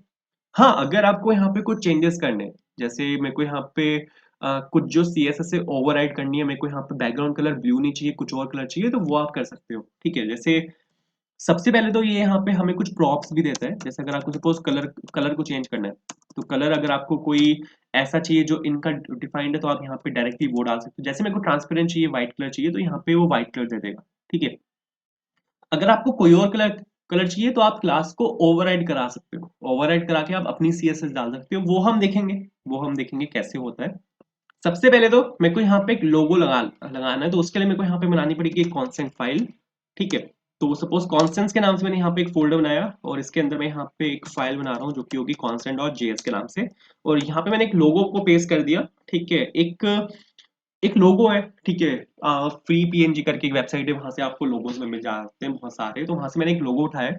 आप कोई भी लोगो लगा लगा सकते हो। ये वाला लोगो अगर आपको चाहिए तो आपको मिल जाएगा वीडियो डिस्क्रिप्शन में, वहां पर आपको गूगल ड्राइव का लिंक मिलेगा। उसके अंदर से आप यहाँ पे ये वाली जो फाइल है वो आप यहाँ पे पिक कर सकते हो। ठीक है, इसके बाद यहाँ पे आपको जाना है हेडर के अंदर, और हेडर के अंदर आपको यहाँ पे जो कॉन्सेंट आपने वहां से एक्सपोर्ट किया हुआ है उसको आपको यहाँ पे इंपोर्ट करना है। लोगो लोगो के नाम से है, तो लोगो आ जाएगा आपका यहाँ पे कॉन्सेंट्स के अंदर से। और सेम आपको यहाँ पे जो IMG टैग है उसका यहाँ पे आपको यूज करना है। IMG SRC is equals to, यहाँ पे मैंने सपोज लिखा लोगो, ऑल्ट करके यहाँ पे लिखते हैं लोगो। अब यहाँ पे IMG जो होता है ना, उसका क्लोजिंग नहीं होता, या क्लोजिंग डाल भी सकते हो रिएक्ट में, बट अगर किसी टैग का क्लोजिंग नहीं है, तो यहाँ पर आपको लिखना है उसको फॉरवर्ड स्लैश लगा के आपको उसको क्लोज करना होता है, वरना वो एरर देता है। ठीक है, तो यहाँ पे अगर आप देखो तो मेरे पास यहाँ पे लोगो आना चाहिए, बट ये लोगो बहुत बड़ा है। इसकी मेरे को सीएसएस को हैंडल करना पड़ेगा, तो सीधा कर लेते हैं स्टाइल टैग की हेल्प से। कुछ नहीं करना मेरे को, बस यहाँ पे जो विड्थ है मेरे को यहाँ पे वो डालनी है हल्की सी। वो विड्थ सपोज देते देते हैं यहाँ पे 30 पिक्सल्स। अगर आपको पिक्सल डालना है तो पीएक्स लिखना कंपलसरी नहीं है। वो अगर आप 30 भी लिखोगे तो वो बाय डिफॉल्ट पिक्सल ही उठाएगा। ठीक है, तो यहाँ पे सपोज 30 लिखा मैंने, और आप यहाँ पे देखो जो लोगो है जिसकी जो विथ है वो 30 पिक्सल्स, वो यहाँ पर आ चुकी है। अब मेरे को इसके नीचे पी टैग लगा के यहाँ पे लिखना है एवर नोट। ठीक है, यहाँ पे एक सिंपल सा मैंने यहाँ पे एक टेक्स्ट लिखा एवर नोट के नाम से। अब मैं यहाँ पे यूज कर रहा हूँ मटेरियल यूआई का। मटेरियल यूआई में हर चीज की एक रिप्लेसमेंट है। अगर आप यहाँ पे मटेरियल यूआई के कंपोनेंट्स का यूज कर रहे हो, तो मटेरियल यूआई में हर चीज की एक रिप्लेसमेंट है। जैसे पी टैग मैंने यहाँ पे यूज किया है, तो पी टैग की मटेरियल यूआई में एक रिप्लेसमेंट है जिसको हम बोलते हैं टाइपोग्राफी। ठीक है, टाइपोग्राफी का आप यहाँ पे यूज कर सकते हो। टाइपोग्राफी बाय डिफॉल्ट आपको एक पी टैग ही दे देता है। अगर आपको स्क्रीन पे कुछ भी लिखना है तो वो आप टाइपोग्राफी की हेल्प से लिख सकते हो। बाय डिफॉल्ट आपको एक पी टैग दे देता है, बट इसमें कंपोनेंट्स होते हैं जिसकी हेल्प से आप यहाँ पे इसको एक हेडिंग में भी चेंज कर सकते हो। ठीक है, तो इसका हम यहाँ पे यूज करने वाले हैं। आप यूज कर सकते हो पी टैग का भी, कोई दिक्कत नहीं है। ठीक है, बट मैं यहाँ पे यूज कर रहा हूँ टाइपोग्राफी का। ठीक है, तो सपोज टाइपोग्राफी मैंने यहाँ पे लिखा। बस आपको रिप्लेस करना है पी टैग को टाइपोग्राफी से। बाय डिफॉल्ट आपको एक पी टैग ही देगा। अगर आप यहाँ पे डॉम को चेक करोगे ना, तो ये आपको एक पी टैग ही देगा। ठीक है, तो आप यहाँ पे देखो स्क्रीन में यहाँ पे कुछ भी नहीं हुआ, कोई भी हल्का सा भी डिफरेंस नहीं आया। तो अगर मैं आपको यहाँ पे इसको खोल के दिखाऊं, ये टूल बार है, और आप यहाँ पे देखो MUI टाइपोग्राफी, जिसमें बाय डिफॉल्ट इसने एक पी टैग ही दिया है। तो बिल्कुल ठीक है, ये दोनों आपस में चिपके हुए हैं। मेरे को यहाँ पे हल्का सा मार्जिन राइट डालना पड़ेगा, तो यहाँ पे कॉमा लगा के सपोज यहाँ पे मैं लिख रहा हूँ मार्जिन राइट, और सपोज कितना दे 10 पिक्सल आई थिंक इनफ होना चाहिए। 10 लिखोगे वो 10 पिक्सल ही उठाएगा। आप यहाँ पे देखो, इसने यहाँ पे मार्जिन राइट, इसने यहाँ पे कितना उठाया इसको, अरे एक सेकेंड, इसने यहाँ पे इसको उठाया 10 पिक्सल्स। क्लिक करके दिखाता हूँ, मार्जिन राइट 10 पिक्सल। 10 अगर आप लिखोगे तो वो 10 पिक्सल ही उठाएगा, कोई भी दिक्कत नहीं है। तो यहाँ पे हमारा जो हेडर कंपोनेंट है वो बनके बिल्कुल रेडी है। अब इसके बाद मेरे को यहाँ पे क्या काम करना है, सर मेरे को यहाँ पे आपका एक फॉर्म बनाना है, जिसकी हेल्प से आप एक नोट को क्रिएट कर सकते हो। जैसे अगर आप यहाँ पे देखो, तो यहाँ पे टाइटल है, डिटेल है, फिर ये है, फिर ये है, तो इसको लेके मेरे को यहाँ पे एक फॉर्म बनाना है जहाँ पे आप नोट को क्रिएट कर सकते हो। तो यही मैं यहाँ पे कंपोनेंट का नाम दे रहा हूँ, जो कि होगा यहाँ पे क्रिएट नोट। और TSX लिखना है, JSX नहीं लिखना। बहुत सही। तो सर आपने यहाँ पे क्या लिखा, आपने यहाँ पे TSX लिखा, बिल्कुल सिंपल है, बिल्कुल सेम करना है। कॉन्स लिखा मैंने यहाँ पे, और यहाँ पे मैंने लिखा सपोज क्रिएट नोट, कॉलन लगा के आपको यहाँ पे लिखना है रिएक्ट डॉट एफ सी। ठीक है, React dot F C is equals to, और ये एक यहाँ पे होगा आपका एरो फंक्शन। ठीक है, और बिल्कुल सही है। और यहाँ पे सपोज मैंने div लिखा और यहाँ पे सपोज लिखते हैं hello from create node और यहाँ पे नीचे आके लिख देते हैं यहाँ पे एक्सपोर्ट डिफॉल्ट। ठीक है, डिफॉल्ट एक्सपोर्ट में यहाँ पे इसको कर रहा हूँ और मैंने यहाँ पे लिखा सपोज क्रिएट नोट। तो क्रिएट नोट जो आपका है यहाँ पे मैंने इसको डिफॉल्ट एक्सपोर्ट किया। ठीक है, दो दो तरह के एक्सपोर्ट होते हैं, कौन सा एक्सपोर्ट होता है, डिफॉल्ट एक्सपोर्ट होता है। रिएक्ट का बेसिक है, आई होप आपको पता होगा। उसके बाद आपको यहाँ पे वापस आना है app.tsx के अंदर और यहाँ पे आपको इंपोर्ट करना है अपने क्रिएट नोट को, क्योंकि ये मेरा यहाँ पे लैंडिंग कंपोनेंट है। जो मेरा यहाँ पे ऐप कंपोनेंट है, ये मेरा यहाँ पे लैंडिंग कंपोनेंट है। तो सबसे पहला मेरा यहाँ पे 3 सेक्शंस मैंने आपको बोले थे। सबसे पहला मेरा यहाँ पे हेडर सेक्शन था जिसका काम यहाँ पे कंप्लीट हो चुका है। उसके जस्ट नीचे जो सर्च बार वाला सेक्शन है वो था, उस पे हम यहाँ पे काम कर रहे हैं। तो यहाँ पे मैं लिख रहा हूँ simple create note as a self closing tag, but ये यहाँ पे एरर देगा। ये एरर क्यों देगा? अगर आपको यहाँ पे, अगर मैं इसका यहाँ पे आपको एरर दिखाऊं तो एरर इसने मेरे को बता दिया, JSX expression must have one parent element. JSX क्या करता है? JSX हमें फोर्स करता है कि ब्रो आपको सिर्फ एक ही पेरेंट एलिमेंट को रिटर्न करना है। यहाँ पे मैं क्या कर रहा हूँ, यहाँ पे मैं दो पेरेंट एलिमेंट्स को रिटर्न कर रहा हूँ। एक तो हेडर यहाँ पे पेरेंट कंपोनेंट है, क्रिएट नोट यहाँ पे पेरेंट कंपोनेंट है। तो यहाँ पे दो पेरेंट कंपोनेंट्स है, बट यहाँ पे दो पेरेंट कंपोनेंट मेरे को नहीं चाहिए। JSX बोलता है कि ब्रो आपको दो पेरेंट कंपोनेंट को रिटर्न नहीं करना, आपको सिर्फ एक को रिटर्न करना है। तो क्या करें? एक को हटा दें? हटा दिया, हटाते ही बिल्कुल मस्त चल रहा है, बट मेरे को तो चाहिए क्रिएट नोट, मेरे को चाहिए। तो यहाँ पर आप एक काम कर सकते हो, यहाँ पर आप इसको रैप कर सकते हो किसी भी एक रैपर एलिमेंट से। जैसे div एक वेल नोन रैपर एलिमेंट है HTML का। तो यहाँ पे अगर सपोज मैं इसको div से रैप करता हूँ तो बिल्कुल मस्त चलेगा, कोई भी दिक्कत नहीं, कंपाइल सक्सेसफुली। बट div जैसी मैंने यहाँ पर लिखा तो ये मेरे को डॉम में div दिखाएगा। मेरी रिक्वायरमेंट नहीं है कि मैं यहाँ पर div लिखूं। ठीक है, मेरी मजबूरी है कि मेरे को यहाँ पे इसने फोर्स किया है, क्या क्या बोलते हैं इसको, मेरे को यहाँ पे JSX ने फोर्स किया है कि ब्रो आपको यहाँ पे एक div एलिमेंट डालना है, और div एलिमेंट डालते ही मेरे को यहाँ पे एक div एलिमेंट दिख रहा है डॉम में। ठीक है, ये जो div एलिमेंट है जिसने यहाँ पे हेडर को और यहाँ पे जो आपके क्रिएट नोट कंपोनेंट है दोनों को रैप किया हुआ है, बट मेरे को ये नहीं चाहिए। तो इसका भी सॉल्यूशन है, इसका सॉल्यूशन रिएक्ट देता है फ्रेगमेंट्स की फॉर्म में। ठीक है, फ्रेगमेंट्स जब भी एक आपको ऑप्शन में मिले ना कि आपको क्या यूज करना है, फ्रेगमेंट यूज करना है या फिर आपको div यूज करना है, हमेशा यूज करना फ्रेगमेंट्स का। फ्रेगमेंट्स में कुछ खूबियां होती हैं। सबसे पहले तो अगर मैं यहाँ पे फ्रेगमेंट लिखूं, फ्रेगमेंट आप एक अपडेटेड सिंटेक्स है फ्रेगमेंट का, जहां पर आपको सिर्फ एंगल ब्रैकेट्स लिखने हैं, एम्प्टी एंगल ब्रैकेट्स। सेव करूंगा, मस्त चलेगा। पहला फायदा इसका ये है कि ये डॉम में नहीं दिखता। आप यहाँ पे देखो, जो जो यहाँ पे रूट के अंदर जो div था वो यहाँ से जा चुका है। ठीक है, तो पहला फायदा इसका है कि ये डॉम में नहीं दिखता। दूसरा फायदा इसका है कि ये फास्ट होता है, जो आपके HTML टैग्स हैं उनसे फास्ट होता है। तीसरा फायदा है इसका ये है कि ये मेमोरी कम लेता है, जो आपके डॉम टैग्स है उनसे कम मेमोरी लेता है। ठीक है, HTML डॉम टैग्स। तो बिल्कुल सही है। कंपाइल सक्सेसफुली यहाँ पे हो चुका है। चला के अगर मैं आपको यहाँ पे दिखाऊं तो यहाँ पे है हेलो फ्रॉम क्रिएट नोट और उसके ऊपर यहाँ पे लिखा हुआ है एवर नोट। ऐसा क्यों है? ऐसा इसलिए हुआ है क्योंकि सर यहाँ पे जो आपका ये ऐप बार है, ऐप बार और जो यहाँ पे टूल बार है, ये यहाँ पर पोजीशन लगाते हैं जो कि होती है यहाँ पे फिक्स्ड। ये पोजीशन है फिक्स, तो इसको मेरे को यहाँ से हटाना पड़ेगा और यहाँ पे ये पोजीशन है फिक्स। तो हटाते ही आप अगर देखो तो यहाँ पे आया है हेलो फ्रॉम क्रिएट नोट। इसको आप हटा सकते हो बहुत इजीली, कुछ नहीं करना, हेडर में जाना है और यहाँ पे एक प्रॉप होता है पोजीशन। पोजीशन में अगर आप यहाँ पे डाल दोगे स्टैटिक, बाय डिफॉल्ट जितने भी HTML एलिमेंट्स होते हैं सबकी पोजीशन स्टैटिक होती है। तो अगर आप यहाँ पे स्टैटिक डाल दोगे तो ये बिल्कुल परफेक्ट चलेगा, क्योंकि जो पोजीशन स्टैटिक होता है वही फोर्स करता है कि आप एलिमेंट को एक के नीचे एक अलाइन करो। ठीक है, तो सर मस्त है बिल्कुल। तो हेडर कंपोनेंट का काम अपना कंप्लीट हो चुका है। वापस आते हैं अपने यहाँ पे क्रिएट नोट में और यहाँ पे मैंने क्या लिखा हुआ है, यहाँ पे मैंने div लिखा हुआ है और div से मैंने यहाँ पे इसको रैप किया हुआ है। अब यहाँ पे मेरे को क्या चाहिए, यहाँ पे मेरे को एक इनपुट एलिमेंट चाहिए जहां पर एक टेक्स्ट फील्ड में मैं यहाँ पे वैल्यू को फिल कर सकता हूँ। बिल्कुल सेम मेरे को यहाँ पे चाहिए। और सर यहाँ पे मेरे को एक जो कलर कॉम्बिनेशन वाला ये है ये चाहिए, एक बटन चाहिए। ठीक है, अब ये आप बना सकते हो, टेक्स्ट फील्ड आप बना सकते हो, input type is equals to text से, कोई भी दिक्कत नहीं है, बहुत इजी है। बट मैं यहाँ पे यूज करूँ मटेरियल यूआई का, मटेरियल यूआई के कंपोनेंट्स का मैं यहाँ पे यूज करूंगा। तो यहाँ पे हमारे पास एक कंपोनेंट होता है जो कि होता है टेक्स्ट फील्ड।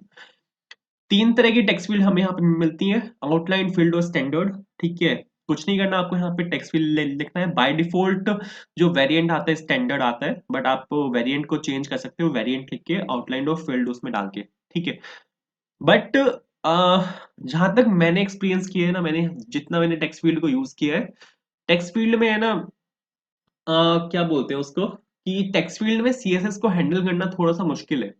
मतलब आप कर सकते हो, अगर आप एक इसमें एस एक्स प्रॉप अगर पास कर दो तो वो हो जाएगा, उसमें कोई भी दिक्कत नहीं है, बट थोड़ा सा मुश्किल है। इससे जो इजी है वो है यहाँ पे इनपुट बेस। इनपुट बेस यहाँ पे एक अलग कंपोनेंट है। अगर आप यहाँ पे यूज करोगे इनपुट बेस का, तो इससे जो सीएसएस है उसकी हैंडलिंग थोड़ी सी इजी है। ये मेरा पर्सनल ओपिनियन है, ठीक है, ऐसा मेरे को लगता है, ठीक है, मैं अपनी सोच थोप नहीं रहा हूँ किसी पे, बट ये मेरा पर्सनल ओपिनियन है। तो आप अगर यूज करना चाहो आप टेक्स्ट फील्ड भी यूज कर सकते हो, कोई भी दिक्कत नहीं है, बट हम यहाँ पे यूज करेंगे इनपुट बेस का। इनपुट बेस को यूज करना बहुत ईजी है, आपको कुछ नहीं करना, बस यहाँ पे जो आपका इनपुट बेस कंपोनेंट है उसको यहाँ पे आपको इंपोर्ट करना है। तो सपोज मैंने यहाँ पे इनपुट बेस को इंपोर्ट किया, कहाँ से आएगा, सेम उसी पैकेज से आएगा, ठीक है, एमयूआई मटेरियल से आता है सब कुछ यहाँ पे। और यहाँ पे इनपुट बेस को यूज करने के लिए आपको कुछ नहीं करना, बस इनपुट बेस, और यहाँ पे आपको इसको सेल्फ क्लोजिंग टैग के साथ यहाँ पे क्लोज करना है, बस इतना सा काम है, ठीक है। चला के अगर मैं आपको यहाँ पे दिखाऊँ तो आपको यहाँ पे एक टेक्स्ट फील्ड आपको यहाँ पे दिखनी चाहिए, जहां पर अगर मैं कुछ भी लिखूं तो बिल्कुल मस्त है, बट आप यहाँ पे देखो इतनी सी टेक्स्ट फील्ड है वो ठीक है, वो दिख नहीं रहा क्योंकि वहां पे मेरे को वो सब डालना पड़ेगा, क्या बोलते हैं उसको, उसकी सीएसएस को मेरे को यहाँ पे हैंडल करना पड़ेगा, वो हम कर लेंगे, ठीक है। सबसे पहले तो यहाँ पे एक प्लेस होल्डर दे रहा हूँ मैं, जो कि होगा यहाँ पे टाइटल के नाम से, ताकि आपको दिखे कि हाँ टेक्स्ट फील्ड आ चुकी है। ये देखो यहाँ पे टेक्स्ट फील्ड आ चुकी है। एक और इनपुट बेस चाहिए मेरे को यहाँ पे, और उस इनपुट बेस में एक सेकेंड इंडेंटेशन ठीक कर लेते हैं, मस्त है। उस इनपुट बेस में मेरे को यहाँ पे चाहिए डिटेल्स, जहां पर आप अपने नोट्स की डिटेल्स डाल सकते हो। तो दो चीजें मेरे को यहाँ पे चाहिए, टाइटल और डिटेल्स, बिल्कुल सही है। एक चीज और है, यहाँ पे डिव लिखा हुआ है। अब मैंने आपको क्या बोला था कि मैं यहाँ पे ज्यादा से ज्यादा कॉम्पोनेंट्स मटेरियल यूआई के ही यूज करूंगा, तो यहाँ पे हम डिव नहीं लिखते। डिव की यहाँ पे एक रिप्लेसमेंट है जो कि है बॉक्स। बॉक्स आपको बाय डिफॉल्ट एक डिव ही देता है, बट आप इसको चेंज कर सकते हो स्पैन में, हमारे पास यहाँ पे कॉम्पोनेंट्स होते हैं, बट जैसे टाइपोग्राफी ने बाय डिफॉल्ट पी टैग दिया था, ऐसे ही आपका जो डिव है वो ऐसे ही आपका जो बॉक्स है वो बाय डिफॉल्ट एक पी डिव डिव टैग देता है। क्या क्या बोल रहा हूँ मैं ठीक है, मस्त है। तो यहाँ पे सपोज मैंने बॉक्स लिखा, तो बॉक्स को आप यहाँ पे रिप्लेस कर सकते, मतलब डिव को आप यहाँ पे रिप्लेस कर सकते हो विद बॉक्स। तो सपोज मैंने यहाँ पे ये लिखा और बिल्कुल मस्त है, ठीक है। अब जैसे कि मैंने आपको बोला था कि बॉक्स जो होता है वो आपको एक स्पैन में भी आप उसको चेंज कर सकते हो। तो वो कैसे होता है, आप यहाँ पे लिख सकते हो बॉक्स कंपोनेंट होता है इसमें। कंपोनेंट में अगर आप यहाँ पे स्पैन डाल दोगे तो ये बिल्कुल आपको यहाँ पे मस्त चलेगा। और सपोज मैंने यहाँ पे लिखा 30, ठीक है, जो कि मेरी यहाँ पे इसकी लिमिट है। टाइटल की जो लिमिट है यहाँ पे वो यहाँ पे 30 है। अभी मैं यहाँ पे इसको हार्ड कोड कर रहा हूँ, बाद में हम इसको देखेंगे कि इसको कैसे कर सकते हैं। और डिटेल्स की जो लिमिट है यहाँ पे वो यहाँ पे है आपकी 50। तो सर बिल्कुल मस्त है। इसके बाद मेरे को यहाँ पे ये वाला कंपोनेंट चाहिए। यहाँ पे अगर आप देखोगे तो यहाँ पे 30-50 आना चाहिए, जो कि यहाँ पे आ चुके हैं। इसके बाद मेरे को यहाँ पे ये वाला कंपोनेंट चाहिए, जहां पर हम अपने कलर को चेंज कर सकते हैं। बहुत ईजी है इसको बनाना भी, कुछ नहीं करना, बस इनपुट बेस से ही हो जाएगा। आप input type is equals to text लिखते हो, input type is equals to radio लिखते हो, तो रेडियो बटन आता है। टेक्स्ट लिखोगे टेक्स्ट फील्ड आएगी। सेम चीज यहाँ पे चलती है। यहाँ पे क्या है, अगर आप यहाँ पे टाइप में डाल दोगे कलर, तो ये कलर वाली एक फील्ड दे देता है, ठीक है। अगर मैं आपको यहाँ पे दिखाऊं तो ये देखो छोटी सी आई है, बट अगर आप देखो तो आ चुकी है। इसकी सीएसएस को मेरे को यहाँ पे हैंडल करना पड़ेगा, तो वो सब हो जाएगा। इसमें क्या होता है, डिफॉल्ट वैल्यू हम पास कर सकते हैं कि बाय डिफॉल्ट आपको यहाँ पे कलर कौन सा चाहिए, तो एक डिफॉल्ट वैल्यू यहाँ पे लेता है। डिफॉल्ट वैल्यू में सपोज एक सेकेंड, डिफॉल्ट वैल्यू में सपोज मैं यहाँ पे डाल रहा हूँ F5। F5 एक ग्रे टाइप एक शेड है, ठीक है, जो यहाँ पे आती है, ग्रे की एक शेड है बेसिकली, ठीक है। इसके बाद प्लेस होल्डर ले लेते हैं। प्लेस होल्डर की वैसे जरूरत नहीं है, क्योंकि यहाँ पे हमारे पास कोई वो नहीं है, क्या बोलते हैं, कोई हमारे पास यहाँ पे इनपुट फील्ड नहीं है जहाँ पे प्लेस होल्डर लिखा आएगा, तो इसकी जरूरत नहीं पड़ेगी। बट ये ठीक आ गया यहाँ पे। इसकी सीएसएस मेरे को यहाँ पे हैंडल करनी है, वो हम कर लेंगे। इसके जस्ट राइट में मेरे को यहाँ पे एक बटन चाहिए। तो बटन के लिए यहाँ पे एक बटन कंपोनेंट है। तीन तरह के बटन मिलते हैं हमें यहाँ से। जो आपको मिलेगा टेक्स्ट, जिसपे अगर आप हल्का सा होवर करोगे तो बैकग्राउंड कलर आता है, कंटेंट आता है जिसमें बैकग्राउंड कलर फील्ड आता है, एक आउटलाइन आता है जिसमें बॉर्डर में कलर होता है। एक बटन भी हमें यहाँ पे चाहिए, तो बटन ले लेते हैं। आउटलाइन वाला मेरे को यहाँ पे चाहिए होगा। तो सपोज सबसे पहले तो यहाँ पे बटन को मैंने यहाँ से इंपोर्ट किया, और इंपोर्ट करने के बाद यहाँ पे आपका आ गया बटन। और बटन में मेरे को यहाँ पे किस चीज का बटन चाहिए, क्रिएट बटन चाहिए। वेरिएंट में को यहाँ पे इसका आउटलाइन चाहिए, तो वेरिएंट में अगर आप यहाँ पे पास कर दोगे आउटलाइन तो आपको ये एक आउटलाइन बटन देगा।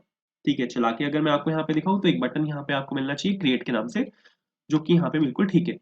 अब मेरे को यहाँ पे इसकी सीएसएस को हैंडल करना है। ठीक है, सीएसएस हैंडलिंग बहुत इजी है। ठीक है, अगर आपको यहाँ पे इसकी सीएसएस हैंडलिंग दिखाऊं ना, तो हमारे पास यहाँ पे एक स्टाइल्ड कंपोनेंट होता है।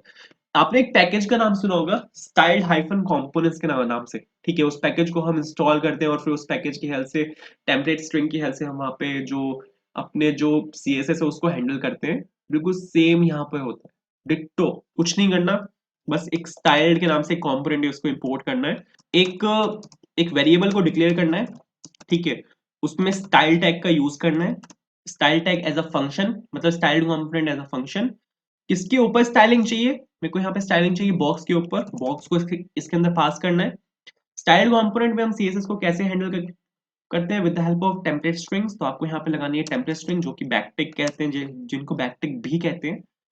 अब मेरे को यहाँ पे आपकी सीएसएस लगानी है। मैं यहाँ पे क्या करने वाला हूँ कि पेरेंट की हेल्प से चाइल्ड के सीएसएस को हैंडल करूंगा। तो पेरेंट की जो सीएसएस होगी वो यहाँ पे box plus updated CSS container के अंदर है। तो आपको कंटेनर को कॉपी करना है और यहाँ पे बॉक्स से आपको इसको रिप्लेस कर देना है। ठीक है, तो सबसे पहले तो काम तो यहाँ पे ये करना है। उसके बाद इनपुट बेस पे मेरे को यहाँ पे सीएसएस चाहिए। तो इनपुट बेस अगर आप यहाँ पे देखो ना, इसको अगर मैं यहाँ पे आपको ये करके दिखाऊं, तो ये आपका यहाँ पे वो है एमयूआई बॉक्स जिसमें मैंने सीएसएस लगाई है। इसके अंदर एक डिव है, फिर इसके अंदर एक इनपुट बॉक्स है जिसका टाइप यहाँ पे टेक्स्ट है।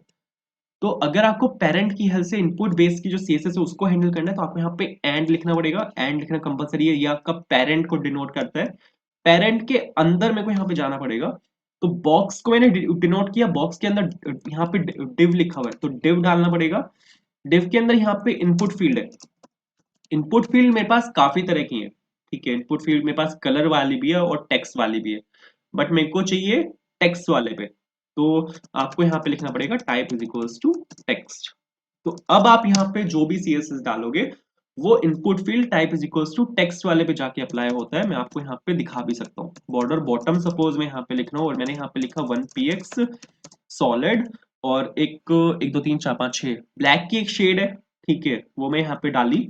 तो आप यहाँ पे देखोगे, यहाँ पे आपके पास बॉटम बॉटम आएगा। अरे क्या हुआ, आया क्यों नहीं? अच्छा, यहाँ पे कॉलर लगाना है माय बैड। ठीक है, तो आप यहाँ पे देखोगे बॉर्डर बॉटम आएगा, जो कि यहाँ पे आ चुका है। ठीक है, इसकी थोड़ी सी ओपेसिटी कम करते हैं क्योंकि ब्लैक कलर है, बहुत ज्यादा डार्क हुआ हुआ है। तो इसको सपोज मैं डाल रहा हूँ 0.4। तो 0.4 से क्या होगा कि ये आपका यहाँ पे जो बॉर्डर बॉटम है यहाँ पे लाइट हो जाएगा। ठीक है, विथ डालते हैं कितनी, सपोज 300 पिक्सल्स। 300 पिक्सल सपोज मैंने यहाँ पे विथ डाली ताकि थोड़ा बड़ा हो जाए। हल्का सा पैडिंग राइट चाहिए क्योंकि वो बिल्कुल चिपके हुए हैं। तो यहाँ पे suppose 25 pixels, 25 pixels padding right. अब मेरे को यहाँ पे क्या चाहिए, ये यहाँ पे ऊपर से बिल्कुल चिपका हुआ है। ठीक है, तो सब में मेरे को यहाँ पे पैडिंग चाहिए। तो अगर आपको सब में कोई सीएसएस डालनी है, पेरेंट की हेल्प से जितने भी चाइल्ड एलिमेंट्स हैं सब में अगर सीएसएस डालनी है तो स्टार लगाते हैं। अगर किसी इंडिविजुअल को आपको हैंडल करना है तो इस तरह से आपको करना होता है। बट अगर सब में डालना है तो स्टार अगर आप यहाँ पे लगा दोगे तो वो सब में डाल डाल देगा। जैसे सपोज मार्जिन राइट में यहाँ पे डाल रहा हूँ 20 पिक्सल्स। ठीक है, मार्जिन राइट 20 पिक्सल डाला मैंने, बट हाँ, मार्जिन राइट उठा लिया इसने, करेक्ट, बहुत सही। एक मार्जिन और ले लेते हैं जो कि होगा सपोज 20 पिक्सल्स, टॉप और बॉटम से 20 पिक्सल्स, और क्या कहते हैं लेफ्ट और राइट से 0। ठीक है, और बिल्कुल सही है। एक चीज मेरे को यहाँ पे और चाहिए। ये काम करते हैं ना, टॉप से 20 पिक्सल्स। ठीक है, राइट से, एक सेकेंड, राइट से था ना वो, हाँ बिल्कुल सही है, बिल्कुल ठीक है। तो यहाँ पे राइट से आप डाल दो यहाँ पे 20 पिक्सल्स, बॉटम से 20 पिक्सल्स और लेफ्ट से 0। ठीक है, तो अगर आप इतना भी लिखोगे तो इतने से भी मस्त हो जाएगा, बहुत सही। अब जो ये हल्का सा मेरे को यहाँ पे दिख रहा है, इसको मेरे को यहाँ पे चेंज करना है। तो इसको भी हम चेंज कर सकते हैं, कुछ नहीं करना, डिव और यहाँ पे इनपुट। अब इसका टाइप क्या डाला था हमने? टाइप हमने डाला था सर इसका कलर। ठीक है, ये तो हमने बिल्कुल यहीं डाल दिया था। अब इसमें सबसे पहले तो मेरे को यहाँ पे विथ डालनी है, जो मैं डाल रहा हूँ सपोज यहाँ पे 40 पिक्सल्स। ठीक है, ताकि इसकी विथ हल्की सी बढ़ जाए, बिल्कुल ठीक है। हाइट ले लेते हैं 30 पिक्सल्स। ठीक है, ताकि हल्की सी हाइट इंक्रीज हो जाए, बट ये उसकी भी हाइट इंक्रीज कर रहा है साथ साथ। जो आपका यहाँ पे इनपुट बेस है, तो पोजीशन रिलेटिव डालना पड़ेगा मेरे को यहाँ पे, ताकि ब्रो ये उनकी हाइट ना इंक्रीज करे। ठीक है, तो इसको बॉटम से, ठीक है, बॉटम में मेरे को यहाँ पे डालना पड़ेगा -10, तो ये जाके थोड़ा ठीक लगेगा। तो सपोज -10 मैंने यहाँ पे डाला, अब बिल्कुल मस्त है, बहुत मस्त, वेरी नाइस। ठीक है सर, ये जो यहाँ पे 50 लिखा हुआ है ना, इसको मेरे को यहाँ पे लेके आना है इसके ऊपर, तो इसको भी हम हैंडल कर सकते हैं। अभी वो एक स्पैन एलिमेंट है, ठीक है, मैंने आपको दिखाया था box component is equal to span, मैंने वहां पे लिखा था। सबसे पहले तो फॉन्ट साइज में इसका चेंज करते हैं। फॉन्ट साइज मैं ले रहा हूँ इसका यहाँ पे 10 पिक्सल, ताकि थोड़ा सा छोटा हो जाए, छोटा हुआ है। ठीक है, और इसको पोजीशन रिलेटिव करके उसके ऊपर डाल देंगे। एब्सोल्यूट भी डाल सकते हो, कोई दिक्कत नहीं है, बट हमें जो टॉप राइट बॉटम और लेफ्ट का जो एक्सेस है वो रिलेटिव से मिल जाता है, तो अगर रिलेटिव भी डाल दोगे तो भी हो जाएगा, कोई दिक्कत नहीं है। तो ये क्या करेगा, यहाँ पे ये इसके ऊपर आ जाएगा।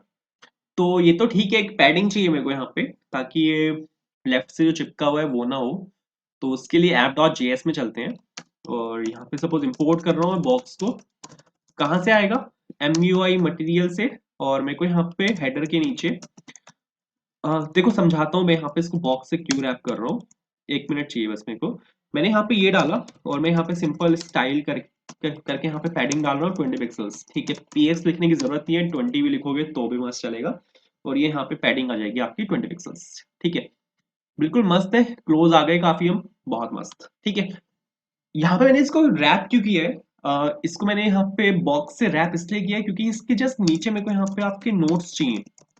जो आपका नोट्स कंपोनेंट है ना, वो बिल्कुल मेरे को यहाँ पे इसके नीचे चाहिए। ठीक है, इसको 1 सेकंड बना लेते हैं।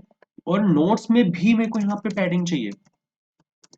ठीक है, दोनों में मेरे को यहाँ पे पैडिंग चाहिए, नोट्स में भी चाहिए और इसमें भी चाहिए। तो सपोज मैंने यहाँ पे नोट्स लिया आपका, नोट्स आपका आ जाएगा यहाँ पे react.fc से। ठीक है, ये आपका यहाँ पे इसका टाइप चेकिंग हो गई, और ये एक फंक्शनल कंपोनेंट है। फंक्शनल कंपोनेंट में यहाँ पे सपोज div लिखा मैंने, और यहाँ पे मैंने लिखा नोट्स, और यहाँ पे आपको आपको इसको एक्सपोर्ट करना पड़ेगा, एक्सपोर्ट डिफॉल्ट। और यहाँ पे जितने भी आपके नोट्स होंगे उनको मैंने यहाँ से एक्सपोर्ट किया, आपको यहाँ पे इसको इंपोर्ट करना है आपके इधर। यहाँ पे मैंने सपोज इसको इंपोर्ट कर दिया। ठीक है, तो यहाँ से एरर तो आपका चला जाएगा, बट अगर आप यहाँ पे देखोगे ना, तो नोट्स में भी आपके यहाँ पे एक पैडिंग आएगी। ये पैडिंग मेरे को यहाँ पे चाहिए थी, नोट्स में भी मेरे को यहाँ पे पैडिंग चाहिए, इस वजह से मैंने यहाँ पे इसको यहाँ पे लिखा है। अब सबसे पहले मेरे को यहाँ पे क्या काम करना है, मेरे को यहाँ पे जो वैल्यूज हैं उनको यहाँ से निकालना है। सपोज आपने टाइटल में कुछ भी डाला, डिटेल्स में कुछ भी डालना, तो वो जो वैल्यू है वो मेरे को निकालनी है। तो उसके लिए आप यहाँ पे, तो सर उसके लिए आप यहाँ पे यूज कर सकते हो ऑन चेंज फंक्शन का। क्रिएट नोट के अंदर जाते हैं, तो यहाँ पे एक प्रॉप चलता है जो कि होता है ऑन चेंज, जो चेंज को डिटेक्ट करता है। जैसे आप कुछ भी चेंज करोगे टेक्स्ट फील्ड में, तो ये वाला ऑन चेंज फंक्शन कॉल होता है। ठीक है, और यहाँ पे इसको ले लेते हैं। ठीक है, एक फंक्शन में यहाँ पे कॉल कर रहा हूँ इसके लिए, और जो कि होगा ऑन वैल्यू चेंज। ठीक है, एक इवेंट में यहाँ पे पास कर रहा हूँ। ठीक है, इवेंट के अंदर से हम वैल्यू निकाल सकते हैं, कैसे निकालते हैं वो देखेंगे। तो सपोज मैंने यहाँ पे ये वाला फंक्शन इस पे पास किया, इस पे भी मैं सेम फंक्शन पास कर रहा हूँ, और इस पर भी तीसरा जो इनपुट बेस है उस पे भी मैं यहाँ पे सेम फंक्शन पास कर रहा हूँ। अब एक कंफ्यूजन होगी यहाँ पे, तीनों में मैंने सेम सेम फंक्शन पास पास किया है। अब तीनों में अगर कोई भी चेंज होता है तो तीनों में सेम ही फंक्शन कॉल होगा, तो मैं डिफरेंशिएट कैसे करूंगा कि कौन से इनपुट फील्ड से वो चेंज इवेंट ट्रिगर हुआ है। तो उसको डिफरेंशिएट करने के लिए हम यहाँ पे यूज कर सकते हैं नेम, इसका नेम एट्रीब्यूट का। नेम एट्रीब्यूट में मैं यहाँ पे टाइटल डाल रहा हूँ। ठीक है, नेम एट्रीब्यूट की हेल्प से आप यहाँ पे डिफरेंशिएट कर सकते हो। ठीक है, तो सपोज मैंने यहाँ पे इसमें नेम में सपोज डिटेल्स डाल रहा हूँ, बढ़िया। और ये वाला जो है, इसमें मैं सपोज कलर डाल रहा हूँ। ठीक है, तो नेम में मैंने यहाँ पे डाला कलर। ऑन वैल्यू चेंज जो हमारा यहाँ पे ये वाला फंक्शन है, इसको यहाँ पे डिफाइन कर लेते हैं। सपोज मैंने यहाँ पे लिखा कॉन्स्ट, और on value change equals to this and this. अब ये जो यहाँ पे हमारा ये वाला फंक्शन है, ठीक है, इसका टाइप क्या है। अगर मेरे को यहाँ पे सपोज इसका टाइप यहाँ पे डिक्लेयर करना हुआ, तो इसका टाइप क्या होगा। टाइप यहाँ पे अभी के लिए इसका वॉइड है। ठीक है, ये आपको बता भी रहा है, देखो जिसका टाइप है वो यहाँ पे अभी वॉइड है, क्योंकि यहाँ से वो रिटर्न ही नहीं हुआ हो रहा है। बिल्कुल ठीक है, कोई कोई बात नहीं। यहाँ पे मैंने ई पास किया है, ई यहाँ पे एक इवेंट है। ठीक है, जो हम यहाँ से भी पास कर रहे हैं, ये यहाँ पे आपका ई एक इवेंट है। ये एरर दे रहा है क्योंकि इसको पता नहीं है कि यहाँ पे ई क्या चीज है। जो हमने यहाँ से नीचे से पास किया है, ई यहाँ पे इवेंट है। ठीक है, तो यहाँ पर हमने जो ई पास किया है, इसका टाइप क्या है, इसका टाइप आप यहाँ पे डिक्लेयर कर सकते हो। अगर आप यहाँ पे ई देखोगे ना, तो ई यहाँ पे एक पैरामीटर है, उसका टाइप जो है वो चेंज इवेंट है। चेंज इवेंट क्या है? एचटीएमएल इनपुट एलिमेंट हो सकता है, या फिर एचटीएमएल जो आपका टेक्स्ट टेक्स्ट एरिया एलिमेंट है वो हो सकता है। तो आप यहाँ पे एक काम कर सकते हो, ये आपके पास भी आ रहा होगा, तो आप यहाँ से इसको कॉपी कर सकते हो। ठीक है, कॉपी करने के बाद यहाँ पे ई के बाद कॉलन लगा के इसमें यहाँ पे आप इसको पेस्ट कर सकते हो। तो ये इसका यहाँ पे टाइप आ जाएगा कि ब्रो इसका ये टाइप क्या है। और आप यहाँ पे देखो, जो एरर यहाँ पे आ रहा था वो भी यहाँ पे चला गया, क्योंकि ये यहाँ पे इसको एक वेरिएबल की तरह ट्रीट कर रहा था। और वो वेरिएबल अब ये समझ गया कि ये यहाँ पे एक वेरिएबल नहीं है, ये यहाँ पे एक इवेंट है। तो जैसे ही हमने यहाँ पे टाइप चेक किया इसका, तो इसने सीधा इसको बता दिया कि ब्रो ये है, यहाँ पे एक इवेंट है। तो ये तो बिल्कुल मस्त है। यहाँ पे क्या होगा कि यहाँ से मैं वैल्यूज तो निकाल सकता हूँ, बट उस वैल्यू को निकाल के मेरे को कहीं पे स्टोर भी तो करना है। तो सर उस वैल्यू को स्टोर करने के लिए मेरे को यहाँ पे एक स्टेट बनानी पड़ेगी।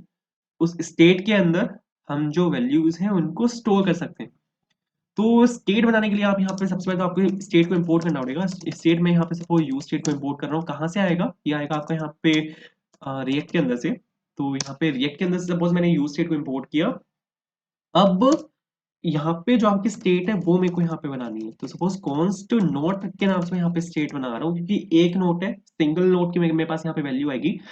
स्टेट का फंक्शन में यहाँ पे ले रहा हूँ, जो कि यहाँ पे सेट नोट और इक्वल्स टू यूज स्टेट करके, और बिल्कुल ठीक है। अब यहाँ पे मैं यहाँ पे चाहता हूँ कि एक डिफॉल्ट ऑब्जेक्ट यहाँ पे पास हो जाए।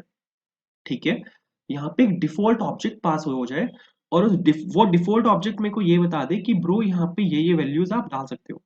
ठीक है, जैसे सपोज डिफॉल्ट ऑब्जेक्ट यहाँ पे बना लेते हैं। एक डिफॉल्ट ऑब्जेक्ट में यहाँ पे डाल रहा हूँ। ठीक है, इसमें आईडी होगी। आईडी सपोज इनिशियली मैं यहाँ पे 0 ले रहा हूँ। ठीक है, आईडी यहाँ पे इनिशियली 0 होगी। एक टाइटल में ले रहा हूँ यहाँ पे, जो कि सपोज यहाँ पे एम्प्टी स्ट्रिंग। ठीक है, और टाइटल के बाद मेरे पास यहाँ पे डिटेल्स है। ठीक है, डिटेल्स मैंने यहाँ पे लिया सपोज एम्प्टी स्ट्रिंग। उसके बाद यहाँ पे कलर है जो मैं डाल रहा हूँ यहाँ पे एम्प्टी स्ट्रिंग, ऊपर यहाँ पे कॉमा आएगा। और कलर के बाद मेरे पास यहाँ पे डेट है, कौन सी डेट को वो लिखा गया है।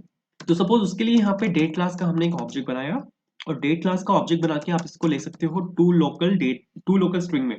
ठीक है, और टू लोकल स्ट्रिंग क्या करते हैं, क्योंकि जो डेट होता है ना, जब आप यहाँ पे लिखते हो न्यू डेट, तो ये आपको देता है एक टाइम स्टैम्प।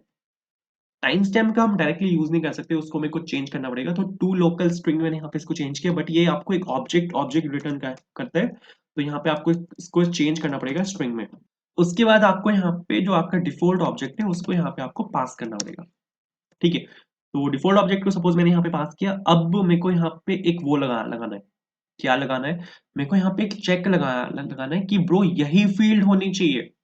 ऐसा नहीं है कि कल को आप इसमें कुछ और ऐड कर रहे हो। आप यहाँ पे आपने यहाँ पे सपोज नेम भी ऐड कर दिया। ठीक है, आप यहाँ पे लास्ट नेम भी ऐड कर रहे हो, कुछ नहीं ऐड होगा। ठीक है, जो आपका ऑब्जेक्ट है वो यही रहेगा। तो इसके लिए मेरे को यहाँ पे इसकी टाइप चेकिंग करनी पड़ेगी। टाइप चेकिंग के लिए हम बना सकते हैं यहाँ पे एक इंटरफेस। ठीक है, सपोज मैंने यहाँ पे एक कॉन्स लिखने की जरूरत नहीं है, डायरेक्ट इंटरफेस बना लेते हैं। इसमें इंटरफेस चलते हैं, जो हमारा यहाँ पे ये होता है।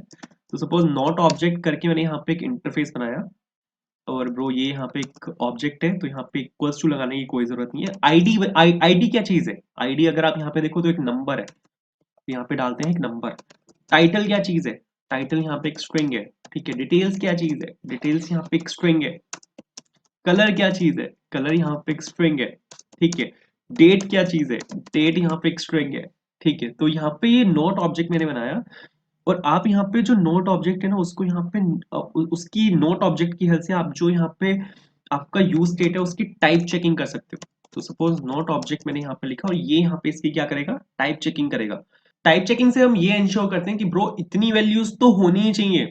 अगर सपोज मैं यहाँ पे नेम डाल देता हूँ, नेम यहाँ पे एक स्ट्रिंग होना चाहिए, बट नेम तो हम पास ही नहीं कर रहे, तो ये रो देगा इस केस में कि ब्रो आपने यहाँ पे नेम डाला है और नेम तो आप पास ही नहीं कर रहे। ठीक है, आप यहाँ पे देखो रो दिया है कि डिफॉल्ट ऑब्जेक्ट में नेम तो है ही नहीं। ठीक है, अगर मैं आपको यहाँ पे एरर दिखाऊं, तो एरर आप यहाँ पे देखो कि property name is missing in the type. तो इससे आप क्या कर रहे हो? इंश्योर कर रहे हो। इससे आप ये इंश्योर कर रहे हो कि ब्रो यहाँ पे कम से कम इतनी फील्ड तो मेरे को चाहिए ही चाहिए, इससे कम तो आप भेज ही नहीं सकते। ठीक है, ये तो मेरी रिक्वायरमेंट है, ये फील्ड तो मेरी रिक्वायरमेंट है। आप यहाँ पे नेम मेरी यहाँ पे रिक्वायरमेंट में आता है, नेम तो भेज ही नहीं रहे हो। तो इससे क्या होता है, टाइप चेकिंग कर लेते हैं।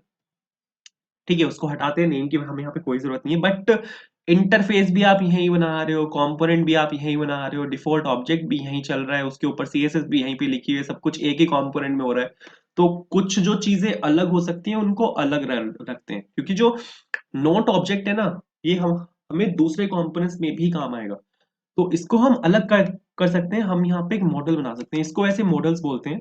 ये जो हमने यहाँ पे बनाया है ना, एक ऑब्जेक्ट मॉडल होता है कि आपका कोई चीज है वो सपोज कैसी दिखनी चाहिए, तो उसको हम मॉडल के अंदर डाल डाल सकते हैं। मॉडल आपका किस नाम से हो सकता है, सपोज नोट के नाम से हो सकता है, नोट डॉट टीएस। ठीक है, टीएस लिखना यहाँ पे कंपलसरी हो जाएगा, क्योंकि जो इंटरफेस है वो हम टीएस में बनाते हैं, और यहाँ पे एक्सपोर्ट कर सकते हो आप इस नोट ऑब्जेक्ट को। ठीक है, उसको आपने वहां से एक्सपोर्ट किया, तो आप यहाँ पे इसको इंपोर्ट कर सकते हो एज अ कॉन्स्ट एक्सपोर्ट, वो यहाँ पे हुआ है, तो आपको यहाँ पे इसको कर्ली ब्रेस के साथ इंपोर्ट करना पड़ेगा। और नॉट ऑब्जेक्ट को हमने यहाँ पे इंपोर्ट कर दिया, बिल्कुल मस्त है। तो आप यहाँ पे देखो बिल्कुल सही चल रहा है। ऑन वैल्यू चेंज में अब मेरे को यहाँ पे सेट नोट के अंदर वैल्यूज को सेट करना है। वो आपका एक ऑब्जेक्ट है, तो उस ऑब्जेक्ट को पहले स्प्रेड कर लेते हैं। ठीक है, तो नोट के अंदर जो भी वैल्यू है उसको मैंने पहले स्प्रेड कर लिया, ताकि वो वैल्यूज ओवरराइड ना हो जाए। उसके बाद यहाँ पे E dot target dot name, ये आपका यहाँ पे एक वेरिएबल है। जब भी हम, अब मेरे को की वैल्यू पेयर में वैल्यू देनी है। ठीक है, तो यहाँ पे E dot target dot value लिखा मैंने। दो चीजें हैं। ठीक है, सबसे पहले तो अगर ये आपका यहाँ पे की है, क्योंकि ये पूरा एक ऑब्जेक्ट है, ऑब्जेक्ट को मैंने यहाँ पे स्प्रेड किया। ठीक है, ताकि जो डिफॉल्ट वैल्यूज हैं या जो पुरानी पड़ी हुई वैल्यूज हैं वो ओवरराइड ना हो जाए। और फिर यहाँ पे मैंने की वैल्यू पेयर में वैल्यू दी। अब यहाँ पे की भी एक वेरिएबल है, वैल्यू भी यहाँ पे वेरिएबल है। ठीक है, कांस्टेंट नहीं है। तो जब भी आप की में वेरिएबल डालते हो तो हमेशा आपको उसको स्क्वायर ब्रैकेट से एनक्लोज करना होता है। अगर सपोज ये एक वेरिएबल ना होता, ये एक डिफॉल्ट वैल्यू होती नेम, तो हम यहाँ पे डायरेक्टली लिखते नेम। बट ये यहाँ पे डिफॉल्ट वैल्यू नहीं है, उसकी वजह से हमें यहाँ पे डालना पड़ेगा E dot target dot name. जो यहाँ पे वेरिएबल है उसको एक स्क्वायर ब्रैकेट से एनक्लोज करना पड़ेगा। बिल्कुल मस्त है। ये चल कैसे रहा है, अगर मैं आपको यहाँ पे एक एग्जांपल दूं, जो बंदे कंफ्यूज हो रहे हैं बिल्कुल नहीं होना। ठीक है, या जो बंदे ये चीज पहली बार देख रहे हैं। ठीक है, अगर सपोज मैंने यहाँ पे E dot target dot value लिखा, मैं आपके लिए E dot target dot name और वैल्यू दोनों को प्रिंट करवा रहा हूँ। ठीक है, कि एक दिखाने के लिए कि ब्रो यहाँ पे एक्चुअल में हो क्या रहा है, ताकि एक आइडिया लग जाए। तो अगर सपोज मैं यहाँ पर आया, टाइटल में मैंने लिखा हेलो, तो आप यहाँ पे देखो मेरे को ये बता रहा है कि ब्रो ये टाइटल है। ठीक है, मेरे को पता है कि मैंने टाइटल में लिखा है। ठीक है, अगर मैं डिटेल्स में लिखता हूँ, तो मैंने सपोज यहाँ पे हेलो लिखा, तो ये मेरे को बता रहा है कि आपने इस बार डिटेल्स में लिखा है, और ये मेरे को वैल्यू भी दे रहा है साथ साथ कि आपने यहाँ पे हेलो लिखा है। ठीक है, तो E dot target dot name तो यहाँ पे डिफरेंशिएट कर रहा है कि कौन सी वैल्यू में डेटा पुश हो रहा है। E dot target dot value मेरे को ये बता रहा है कि क्या वैल्यू आ रही है।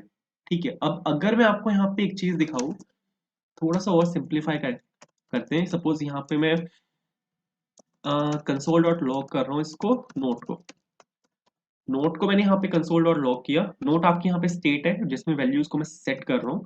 तो इसको रिफ्रेश कर लेते हैं। रिफ्रेश किया मैंने यहाँ पे, और यहाँ पे मैंने लिखा हेलो।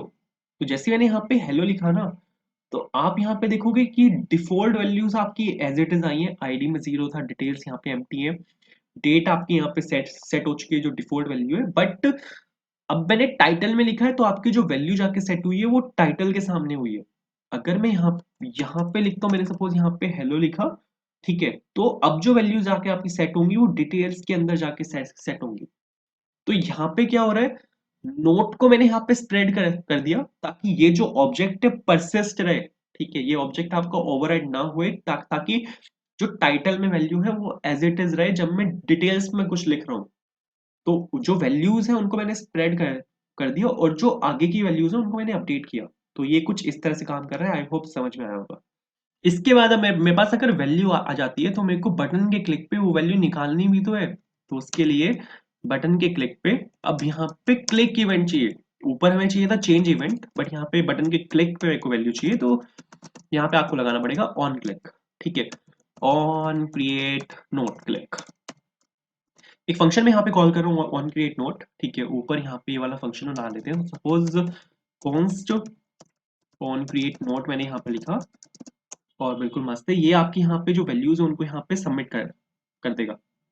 अब एक चीज आपको यहाँ पे समझनी पड़ेगी, जो यहाँ पे क्रिएट नोट है ना, एक सेकंड सेव कर लेते हैं। अगर आप एक चीज देखो यहाँ पे ऐप डॉट, यहाँ पे चलते हैं app dot T S x में। यहाँ पर अगर आप एक चीज देखो कि वैल्यू जो मेरे को नोट की बना के दे रहा है वो क्रिएट नोट दे रहा है, क्रिएट नोट से मेरे को वैल्यू बन के मिल रही है।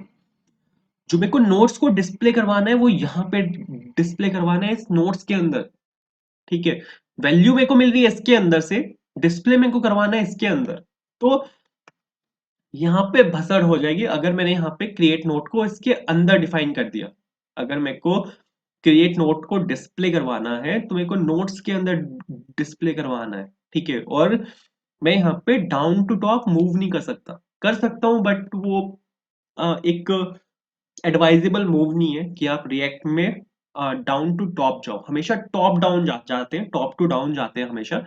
तो मेरे को यहाँ पे एक स्टेट यहाँ पे बनानी पड़ेगी इस वाले ऐप कंपोनेंट के अंदर, ठीक है। देखो समझाता हूँ अगर किसी को क्लियर नहीं हुआ कि मैं क्या कहना चाहता हूँ, समझाता हूँ। देखो यहाँ पे क्या है कि यहाँ पे क्रिएट नोट में मेरे को एक एक नोट मिल रहा है, ठीक है। यहाँ पे क्रिएट नोट में सिर्फ मेरे को एक नोट मिल रहा है, क्रिएट नोट मेरे को सिर्फ एक नोट बना के दे रहा है, बट मेरे को डिस्प्ले करवाने हैं बहुत सारे नोट्स। तो यहाँ पे मेरे को एक एरे ऑफ ऑब्जेक्ट चाहिए, ये मेरे को सिर्फ एक ऑब्जेक्ट दे रहा है, ठीक है। बट मेरे को चाहिए एरे ऑफ ऑब्जेक्ट्स जहां पे मैं अपने सभी नोट्स को स्टोर कर सकता हूँ। तो अगर मैंने अपने सभी नोट्स को क्रिएट नोट के अंदर स्टोर किया तो भसड़ हो जाएगी, क्योंकि मेरे को वो नोट्स चाहिए इसके अंदर भी। तो एक काम हम कर सकते हैं कि इन दोनों के पेरेंट में उसको स्टोर करें, और यहां से फिर मैं इनके अंदर से ही पास कर दूंगा यहाँ से, हाँ यहाँ से। तो देख लेते हैं, सपोज मेरे को यहाँ पे चाहिए, अब वहां पे मेरे को सिंगल नोट था तो मैंने वहां पे नोट के नाम से स्टेट बनाई थी, बट मेरे पास यहाँ पे नोट्स आएंगे और यहाँ पे आ जाएगा आपका set notes is equals to use state. जो आपके नोट्स है वो एक एरे ऑफ ऑब्जेक्ट होगा, इनिशियली एक एम्प्टी एरे हम ले लेते हैं। इसकी टाइप चेकिंग मेरे को यहाँ पे करनी है। टाइप चेकिंग के लिए हमने यहाँ पे अगर आप देखो तो एक मॉडल हमने यहाँ पे बनाया हुआ है जो कि आपका नोट ऑब्जेक्ट के नाम से, इसको हम यहाँ पे इंपोर्ट कर सकते हैं। तो सपोज मैंने यहाँ पे इंपोर्ट किया आपका जो आपका यहाँ पे नोट ऑब्जेक्ट है, ठीक है। कहाँ से आएगा, मॉडल के अंदर से आएगा, नोट के अंदर से आएगा, और मैंने यहाँ पे लिखा नोट ऑब्जेक्ट। बट प्रॉब्लम यहाँ पर ये है, ये रो देगा यहाँ पे, ये यहाँ पे इसलिए रोएगा क्योंकि अगर आप नोट ऑब्जेक्ट देखो तो ये यहाँ पर सिर्फ एक ऑब्जेक्ट है, ठीक है। बट हमें यहाँ पे चाहिए एरे ऑफ ऑब्जेक्ट, इसने रो दिया यहाँ पे क्योंकि हम यहाँ पे एक एरे पास कर रहे हैं। अगर मैं यहाँ पे पास करूंगा एक एम्प्टी एरे, बिल्कुल मस्त चलेगा। वो अलग बात है कि ये रो अब भी रहा है क्योंकि मैंने यहाँ पे वैल्यूज नहीं पास करी जो नोट ऑब्जेक्ट एक्सपेक्ट कर रहा है पास करने के लिए, ठीक है, कोई बात नहीं। बट मेरी जो रिक्वायरमेंट है उसमें मेरे को यहाँ पे चाहिए एम्प्टी एरे, बट हम यहाँ पे पास कर रहे हैं एक ऑब्जेक्ट, और मेरे को यहाँ पे पास करना है एक एरे ऑफ ऑब्जेक्ट। तो एक एरे ऑफ ऑब्जेक्ट पास करने के लिए आपको यहाँ पे जो ऑब्जेक्ट है, मतलब जो नोट ऑब्जेक्ट है, आपको यहाँ पे वो पास करना है, और उसके आगे यहाँ पे आपको एक एम्प्टी एरे लगाना है, ठीक है। एम्प्टी स्क्वायर ब्रैकेट्स लगाने हैं। ये क्या करेगा, ये आपका यहाँ पे बन चुका है अब एक एरे ऑफ ऑब्जेक्ट, ठीक है। ये आपका यहाँ पे एक एरे ऑफ ऑब्जेक्ट बन चुका है, भी बहुत सही है। अब यहाँ पे मेरे को क्या क्या काम करना है, यहाँ पे अब एक फंक्शन बना लेते हैं जो आपके नोट्स को ऐड करता रहेगा इस वाली स्टेट के अंदर, ठीक है। तो मैंने यहाँ पे ऐड नोट्स के नाम से मैंने यहाँ पे ये बनाया, और पीछे से मेरे पास एक एक ऑब्जेक्ट आएगा, एक नोट ऑब्जेक्ट आएगा। सपोज मेरे को कोई एक नया नोट अगर ऐड करना है तो मेरे को वो नया नोट पीछे से चाहिए भी तो होगा, तो वो मेरे को मिलेगा यहाँ पे आर्ग्यूमेंट्स में इसके अंदर से, ठीक है। और इसका मेरे को टाइप चेकिंग करनी पड़ेगी, तो यहाँ पे आप डाल सकते हो नॉट ऑब्जेक्ट कि ब्रो मेरा जो ऑब्जेक्ट है वो इस तरह का होना चाहिए जो मैंने इंटरफेस बनाया हुआ है। बहुत सही। इसके बाद आपको यहाँ पे सेट नोट्स लिखने हैं, क्योंकि नोट्स में मेरे को वैल्यू को अपडेट करना है। नोट्स आपका एक एरे ऑफ ऑब्जेक्ट है, तो आपको यहाँ पे एक एरे एरे लगाना है, जो इनिशियल वैल्यूज है उसको स्प्रेड करना है। तो मैंने यहाँ पे नोट्स लिखा, और जो नोट है वो मैंने यहाँ पे डाल डाल दिया। अब यहाँ पे क्या है, नोट को मैं पीछे अपडेट करवा रहा हूँ। तो अगर आपका कोई लेटेस्ट नोट आएगा ना, तो वो आपका सबसे एंड में जाके अपेंड होगा, क्योंकि यहाँ पे एरे में मैंने उसको सबसे पीछे लिखा है। बट अगर आपको सबसे आगे दिखाना है आपका सबसे अपडेटेड नोट, तो आप यहाँ पे नोट को पहले डाल दो, और फिर आप अपने जो नोट्स हैं उसको यहाँ पे स्प्रेड करवा सकते हो, तो आपका जो लेटेस्ट नोट है वो सबसे पहले आएगा। तो ये कुछ यहाँ पे इस तरह से वर्क करता है। आई होप क्लियर होगा, एंड इससे हो जाएगा, इससे बहुत मस्त चलेगा, कोई भी दिक्कत नहीं है। मेरे को यहाँ पे जो आपका एड नोट्स फंक्शन है, ठीक है, इसको मेरे को इसके अंदर पास करना है, क्योंकि एट लास्ट जो मेरे को नोट्स मिलेंगे वो इसके अंदर से मिलेंगे। तो मैंने यहाँ पे क्या किया, इसको मैंने यहाँ पे एज अ प्रॉप यहाँ पे पास कर दिया, बट ये एरर देगा। ये एरर यहाँ पे इसलिए दे रहा है, ये बोल रहा है कि ब्रो आपने यहाँ पे पीछे से एक प्रॉप पास किया है, बट मैं यहाँ पे एक्सपेक्ट कर रहा हूँ एक एम्प्टी प्रॉप ऑब्जेक्ट। मैं एक्सपेक्ट ही नहीं कर रहा कि आप यहाँ पे नोट्स को पास करोगे। ठीक है, अगर आपको यहाँ पे add notes does not exist on type intrinsic attributes, ठीक है, मतलब कि टाइप एड नोट्स जिसका रिटर्न टाइप वॉइड है is not assignable to type this, मतलब कि वही है सिंपल लैंग्वेज में मैंने आपको जो बोला था। क्रिएट नोट में मैं कोई प्रॉप एक्सपेक्ट नहीं कर रहा, बट आप पीछे से प्रॉप्स भेज रहे हो। तो अगर आप कोई प्रॉप एक्सपेक्ट कर रहे हो तो आपको उसको मेंशन करना पड़ेगा कि ब्रो मैं यहाँ पे एक प्रॉप को एक्सपेक्ट कर रहा हूँ। इजी है, कुछ नहीं करना आपको, यहाँ पे एक इंटरफेस बनाना है। फिर से एक इंटरफेस बनाते हैं और यहाँ पे इंटरफेस आई, आई से मैंने यहाँ पे इसको डिक्लेयर किया क्रिएट नोट, और जितने भी इसके प्रॉप्स हैं उसको मेरे को यहाँ पे डिक्लेयर करना पड़ेगा इसके अंदर। ठीक है, प्रॉप में जो एक्सपेक्ट कर रहा हूँ वो मैं एक्सपेक्ट कर रहा हूँ एड नोट्स के नाम से, जिसका टाइप क्या है। टाइप अगर आप यहाँ पे देखोगे एड नोट्स जो है, जिसका जो टाइप है एड नोट्स का वो है आपका एक नोट है, जिसका टाइप यहाँ पे नोट नोट नोट ऑब्जेक्ट है, और जिसका रिटर्न टाइप यहाँ पे वॉइड है। इसको आपको यहाँ से कॉपी कर लेना है और यहाँ पे लाके आपको इसको कंट्रोल वी कर देना है, इसको पेस्ट कर देना है। ठीक है, तो इतना अगर आप लिखोगे तो इतने से हो जाएगा, बट यहाँ पर आपको बताना पड़ेगा कि ब्रो यहाँ पर आप जो पीछे से आप ये आपने यहाँ पे इंटरफेस बनाया है, आप ये प्रॉप्स यहाँ पे एक्सपेक्ट कर रहे हो, क्योंकि प्रॉप्स हम यहाँ पे निकालते हैं। ठीक है, तो यहाँ पे अब यहाँ पे ऐसे नहीं होता कि आप यहाँ पे इस तरह से डाल दो। ठीक है, इस तरह से ये वर्क नहीं करेगा। तो उस केस में, क्योंकि यहाँ पे ये आपका प्रॉप का टाइप बताता है, अगर यहाँ पे आपको कुछ लिखना है तो आप यहाँ पे ऑब्जेक्ट लिख सकते हो, क्योंकि प्रॉप्स जो होते हैं ना आपके, उसका टाइप ऑब्जेक्ट होता है। पीछे से क्या क्या प्रॉप्स आ रहे हैं उसको आपको डिक्लेयर करना होता है यहाँ पे। ठीक है, यहाँ पे आपको एक जो आपके एंगल ब्रैकेट्स हैं वो लगा के यहाँ पे आपको लिखना पड़ता है आई क्रिएट नोट, और यहाँ पे आप देखो बिल्कुल मस्त चल रहा है, नो इश्यूज फाउंड। तो यहाँ पे अगर आप पीछे से कोई भी प्रॉप पास कर रहे हो तो वो आपने यहाँ पे बता दिया कि ब्रो आप यहाँ पे प्रॉप एक्सपेक्ट कर रहे हो एड नोट्स के नाम से। अब अगर आप यहाँ से ये एड नोट्स हटा दोगे तो ये रो देगा कि ब्रो मैं तो एक्सपेक्ट कर रहा हूँ पीछे से कुछ और आप पीछे से कुछ भेज ही नहीं रहे हो। देखो ये रो दिया है बिल्कुल कि यहाँ पे आपको एड नोट्स के नाम से प्रॉप्स पास करने हैं। ठीक है, तो टाइप चेकिंग करता है बहुत मस्त। आई होप इजी लग रहा होगा। इजी है, आसान है, कुछ भी नहीं है इसमें। इसके बाद आपको यहाँ पे कुछ नहीं करना, जो आप पीछे से एड नोट्स जो आप पास कर रहे हो उसको यहाँ पे आपको निकाल लेना है, जो कि आपका यहाँ पे फंक्शन है एड नोट्स के नाम से। अब यहाँ पे जो आपके नोट्स है उसको आपको ऑन क्रिएट नोट बटन के क्लिक पे एड जो आपके नोट्स हैं उसको आपको यहाँ पे डालना है। ठीक है, एड नोट्स जो है वो आपका यहाँ पे एक ऑब्जेक्ट को एक्सपेक्ट कर रहा है। तो सपोज मैंने यहाँ पे नोट लिखा, बट मेरे को यहाँ पे जो आपकी आईडी है वो डालनी है, क्योंकि आईडी आपकी यहाँ पे जीरो रहेगी। ये आईडी आपके यहाँ पे जीरो है। तो जो नोट है उसको मैंने यहाँ पे, जो आपका ये वाला नोट है जो कि एक ऑब्जेक्ट है, उसको मैंने यहाँ पे स्प्रेड कर दिया, क्योंकि मेरे को यहाँ पे आईडी को अपेंड करना है। तो आईडी यहाँ पे जीरो है तो मेरे को आईडी को अपेंड करना पड़ेगा, तो इस वजह से मेरे को यहाँ पे आईडी में कुछ वैल्यू डालनी पड़ेगी। ठीक है, वैल्यू आपकी यूनिक होनी चाहिए। अगर मैं हार्ड कोड कर दूंगा तो हमेशा सेम रहेगा, वो यूनिक नहीं रहेगा। तो मेरे को यहाँ पे एक क्या बोलते हैं उसको, एक वेरिएबल को मेरे को यहाँ पे इंस्टॉल, एक पैकेज को मेरे को यहाँ पे इंस्टॉल कराना पड़ेगा, जो कि होता है यूयूआईडी। ठीक है, npm इंस्टॉल यूयूआईडी मेरे को यहाँ पे लिखना पड़ेगा। एक सेकेंड, नाइस, npm इंस्टॉल यूयूआईडी। तो यूयूआईडी की हेल्प से आप यहाँ पे जो आ, अपना जो ये है, क्या बोलते हैं इसको, जो आईडी है वो आप डाल सकते हो, क्योंकि यूयूआईडी जो होता है वो या तो 32 बिट होता है, 64 बिट होता है, मैं भूल गया कि कितने बिट होता है वो। तो उसमें वैल्यूज हमेशा यूनिक होती हैं, ग्लोबली यूनिक है। ठीक है, प्रोजेक्ट तो छोड़ो, ग्लोबली यूनिक है। मतलब वो ऐसा क्लेम करते हैं, और अब तक ऐसा कोई भी केस मिला नहीं जहाँ पे डुप्लीकेसी हुई हो, जितना मैंने पढ़ा है। ठीक है, बाकी अगर आपके पास कोई जानकारी है तो मेरे को बताना।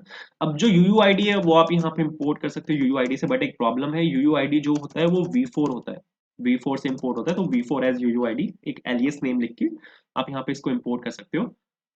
ये रो रहा है UUID is declared but is value is never read, कोई बात नहीं, यहाँ पे रीड कर लेते हैं सर। तो यहाँ पे सपोज यूयूआईडी, ठीक है, एज अ फंक्शन में यहाँ पे इसको यूज कर रहा हूँ। क्या हो गया इसको, अब क्यों रो रहा है import v4 as uuid from uuid, uuid import नहीं हुआ गया है। तो क्या हुआ इसको, सेव करते हैं। क्या हुआ इसको, क्या बोल रहे हैं, एक मिनट मेरे को एरर देखने दो। could not find declaration file for module uuid, ओ डिक्लेयर करना पड़ेगा। ओके, तो कुछ पैकेजेस हैं जिनको टाइप स्क्रिप्ट जो है वो बाय डिफॉल्ट उठा नहीं पाता। तो ये वाली जो फाइल है react app env.d.ts, इसके अंदर आपको यहाँ पे इसको डिक्लेयर करना पड़ता है। तो डिक्लेयर एंड मॉड्यूल, अरे अरे अरे मॉड्यूल, और यहाँ पे आपको लिखना है यूयूआईडी, दैट्स इट। बस इतना सा काम करना है और इतना सा काम करने से चल जाएगा। ये चल पड़ा है, मस्त है। तो यूयूआईडी आपका यहाँ पे आ चुका है। यूयूआईडी हमने यहाँ पे नोट्स में डाला, बिल्कुल मस्त है। ये तो बिल्कुल ठीक है। हम मेरे को यहाँ पे एक काम और करना है जो इम्पोर्टेंट है और बहुत इंपॉर्टेंट है। यहाँ पर क्या है कि अगर आपने टाइटल और डिटेल्स में कुछ भी नहीं डाला ना, तो भी आपने क्रिएट पे क्लिक किया तो भी ये सबमिट कर कर देगा, ठीक है। बट टाइटल और डिटेल्स दोनों मैंडेटरी होने चाहिए, दोनों आपकी मैंडेटरी फील्ड्स होनी चाहिए। तो उसके लिए यहाँ पर मैं एक ये डाल रहा हूँ, एक टाइपोग्राफी ले रहा हूँ मैं यहाँ पे, जो आपको ये बताएगा कि ब्रो यहाँ पे ये जो आप डाल रहे हो ये दोनों फील्ड्स मैंडेटरी हैं, ठीक है। आप इन दोनों फील्ड्स को स्किप नहीं कर सकते। तो सपोज टाइपोग्राफी मैंने यहाँ पर लिया और टाइपोग्राफी में मैं यहाँ पे एक एरर डाल रहा हूँ। अब जो एरर है उसके लिए मेरे को यहाँ पे एक स्टेट बनानी पड़ेगी। सबसे पहले तो टाइपोग्राफी, इसको नहीं पता क्या चीज़ है, टाइपोग्राफी मेरे को यहाँ पे इंपोर्ट करना पड़ेगा। तो आपको ऊपर आना है, यहाँ पे टाइपोग्राफी को आपको यहाँ पे इंपोर्ट करना है, ठीक है। स्टेट को मैनेज करने के लिए, एरर की जो स्टेट है उसको मैनेज करने के लिए मेरे को यहाँ पे एक स्टेट बनानी पड़ेगी। तो आपको यहाँ पे लिखना है कॉन्स्ट, कॉन्स्ट लिखा मैंने यहाँ पे, एरर लिखा, और यहाँ पे आपको लिखना है सेट एरर, और set error is equals to use state आ जाएगा यहाँ पे। और यूज स्टेट में आपने यहाँ पे सपोज इनिशियली पास कर दिया आपने, और यहाँ पे एम्प्टी स्ट्रिंग सपोज मैंने यहाँ पे पास किया इनिशियली। और अब ये यहाँ पे जैसे मैंने यहाँ पे एम्प्टी स्ट्रिंग पास किया तो आपको इससे देखते हुए पता लग गया कि ब्रो ये यहाँ पे इसका टाइप जो है वो स्ट्रिंग है। तो आप यहाँ पे डायरेक्टली एक स्ट्रिंग डाल सकते हो। स्ट्रिंग का ऐसे यहाँ पे स्मॉल होना चाहिए क्योंकि जो डेटा टाइप में यहाँ पे टाइप स्क्रिप्ट में वो यहाँ पे स्मॉल है। अब यहाँ पर आपको चेक करना है ऑन क्रिएट नोट पे, जैसे आप क्रिएट नोट पे बटन पे क्लिक करोगे कि अगर आपका जो नोट है उसके अंदर जो टाइटल है उसकी वैल्यू भी एम्प्टी है, एंड और जो आपका नोट है उसके अंदर जो डिटेल्स हैं आपकी उसकी वैल्यू भी आपकी एम्प्टी है। तो उसके अंदर आपको फिर सेट एरर करके यहाँ पे डालना पड़ेगा ऑल फील्ड्स आर मैंडेटरी, कि ब्रो जितनी भी फील्ड्स है वो सारी मैंडेटरी हैं, आप उनको स्किप नहीं कर सकते, और आपको यहीं से ही फंक्शन को रिटर्न करना है, आपको नोट को सेव नहीं कराना, ठीक है। तो आपको यहाँ पे सर ये डालना पड़ेगा। एंड जो एरर है, अब आपने यहाँ पे जो वैल्यू सेट सेट की है वो एरर के अंदर जाएगी। तो आप यहाँ पे टाइपोग्राफी में एक एरर फील्ड यहाँ पे डाल डाल सकते हो, और आप यहाँ पे ये भी चेक कर सकते हो कि जब ये एरर में वैल्यू होगी, ये एरर फील्ड मेरे को तभी दिखानी है, वरना आपको टाइपोग्राफी डॉम में दिखता रहेगा विद एम्प्टी, ठीक है। क्योंकि एरर आपका इनिशियली एम्प्टी होगा तो वो एम्प्टी आपको दिखाता रहेगा डॉम में। तो सपोज अगर मैं यहाँ पे क्रिएट पे क्लिक करता हूँ तो ये यहाँ पे आ जाएगा इस केस में ऑल फील्ड्स आर मैंडेटरी, ठीक है। इसके मेरे को सीएसएस को हैंडल करना है, वो हम कर लेते हैं। तो इसमें सपोज टाइपोग्राफी की मैं जगह यहाँ पे डाल रहा हूँ एरर, क्योंकि जो कंपोनेंट मैं यहाँ पे बनाने वाला हूँ वो एरर के नाम से होगा। ऊपर चलते हैं, और यहाँ पे डिफॉल्ट ऑब्जेक्ट के ऊपर हम यहाँ पे इसको ले सकते हैं const error is equals to style, और सपोज टाइपोग्राफी मैंने यहाँ पर लिया, और इसका जो फोंट, अरे अरे क्या कर रहा हूँ, एक एक मिनट, हाँ ठीक है। तो इसका जो बैकग्राउंड कलर है उसको मेरे को यहाँ पे चेंज करना है सर रेड में, ठीक है। बैकग्राउंड कलर के ऊपर ब्लैक कलर जचेगा नहीं, तो उसको मेरे को चेंज करना है आपका व्हाइट में। तो अगर मैं आपको यहाँ पे इसको चला के दिखाऊं तो ये आपका यहाँ पे रेड और व्हाइट होना चाहिए। हल्की सी पैडिंग डाल देते हैं, पैडिंग सपोज 10 पिक्सल डालते हैं, ज्यादा तो नहीं होगी, नहीं ज्यादा नहीं है। विथ ले लेते हैं इसकी 50%, क्योंकि वो फुल स्क्रीन पे ना जाए, विथ बस हल्की सी हो जाए 50%, बढ़िया। तो अगर आप ये देखोगे ना बिल्कुल मस्त है। एक सेकंड इसको रिफ्रेश हटाते हैं, क्रिएट पे क्लिक किया तो बहुत मस्त चल रहा है। अब इसके बाद जैसे ही मैं यहाँ पे लिखना शुरू करूंगा तो ये एरर यहाँ से हटना चाहिए, क्योंकि अब इसमें मैंने डाल दिया है, अगर मैं इसमें भी डाल देता हूँ तो भी एरर है, ये हटने चाहिए। तो यहाँ पर मेरे को एक चीज चेक करनी है ऑन वैल्यू चेंज पे, कि अगर ब्रो आपके एरर में अगर वैल्यू है, क्योंकि एरर में मैंने स्ट्रिंग डाली हुई है, तो मेरे को सेट एरर को यहाँ पे इस केस में एम्प्टी कर देना है, ठीक है। बहुत मस्त है। और इसके बाद मेरे को यहाँ पे एक बार आपका नोट सबमिट हो जाए तो मेरे को आपका जो नोट है उसमें वापस से जो आपका डिफॉल्ट ऑब्जेक्ट है वो डाल देना है एक नए नोट के लिए। तो अगर आप इतना काम कर दोगे तो इतने से हो जाएगा और बिल्कुल मस्त चलेगा ये। अब मेरे को जो नोट्स है उनको डिस्प्ले करवाना है, तो यहाँ पे चलते हैं इसके अंदर, और यहाँ पे सबसे पहले मेरे को यहाँ पे लेना है बॉक्स, ठीक है। दूसरी चीज मेरे को यहाँ पे लेना है आपका टाइपोग्राफी, ठीक है। एक हेडिंग मेरे को यहाँ पे डालनी है, वही हेडिंग सेम डालनी है मेरे को यहाँ पे, नोट्स लिखना है बस, ठीक है। और यहाँ पे जो दोनों चीजें हैं उनको दोनों को यहाँ पे इंपोर्ट कर लेते हैं। तो मेरे को बॉक्स चाहिए यहाँ पे, दूसरा मेरे को यहाँ पे चाहिए आपका टाइपोग्राफी। ठीक है, कहाँ से आएगा? MUI मटेरियल से आएगा और बहुत सही है। तो अगर आप यहाँ पे देखोगे तो आपको यहाँ पे नोट्स लिखा दिखेगा। ठीक है, बट इस नोट्स को मेरे को यहाँ पे बड़ा करना है, क्योंकि बाय डिफॉल्ट ये यहाँ पे पी टैग देता है। पी टैग का जो ये बाय डिफॉल्ट फॉन्ट साइज उठाता है वो 16 पिक्सल उठाता है। तो मैंने यहाँ पे दिया H5 टैग, मैंने यहाँ पे इसको चेंज किया ताकि ये हल्का सा बड़ा हो जाए। ये यहाँ पे बड़ा हुआ है, बहुत सही। इसके नीचे मेरे को अब जो मेरे जितने भी नोट्स हैं उनको मेरे को यहाँ पे डिस्प्ले करवाना है। तो एक बॉक्स मैंने यहाँ पर लिया और मेरे को यहाँ पे जो मेरा नोट्स है, ये जो मेरा यहाँ पे पूरा नोट्स एक एरे ऑफ ऑब्जेक्ट है, इसके अंदर मेरे साथ सभी यहाँ पे नोट्स होंगे। तो इनको मेरे को यहाँ पे लूप करना पड़ेगा। तो यहाँ पे मैंने नोट्स को यहाँ पे पास किया। ठीक है, यहाँ पे जो ये प्रॉप्स है, यहाँ पे मेरे नोट्स निकल जाएंगे।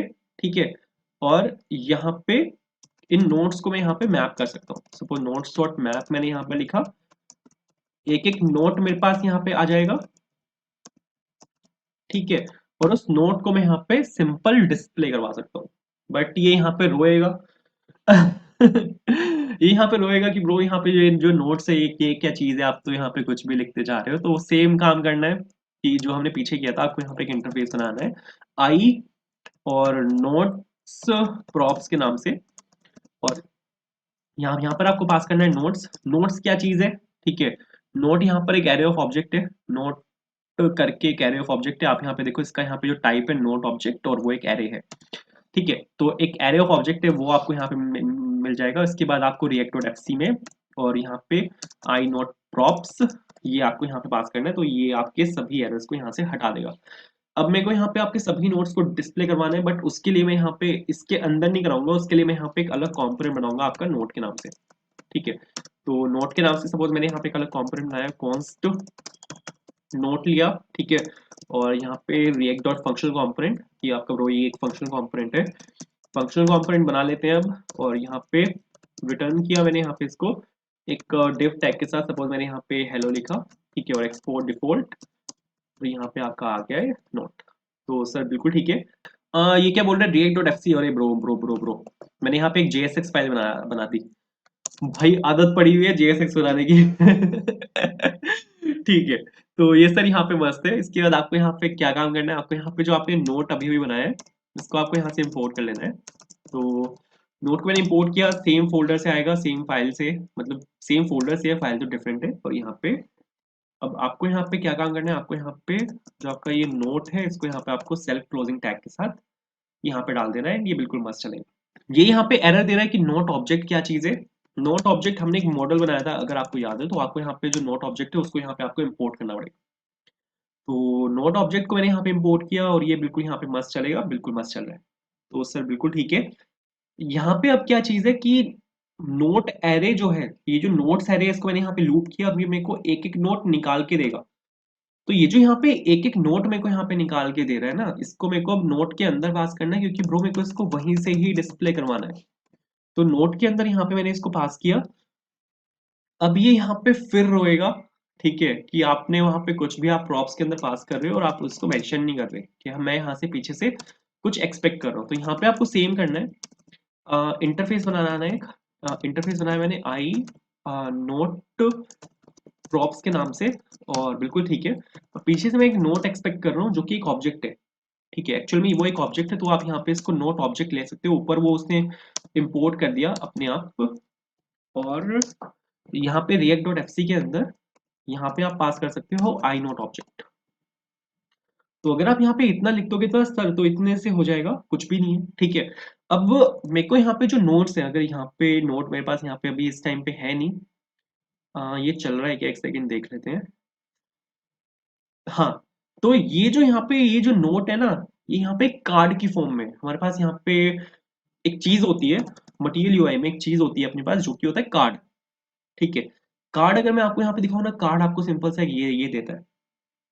ठीक है, ये एक कार्ड है और इसके अंदर ये कार्ड कंटेंट के अंदर यहाँ पे ये सब लिखा हुआ है। वो सब मैं सिखा दूंगा कैसे होता है, कुछ भी नहीं सीखना, बस दो कंपोनेंट्स हैं आपको यहाँ पे उसको इंपोर्ट करना है। एक कार्ड कंपोनेंट है और इसके अंदर हमारे पास है यहाँ पे card content component, that's it.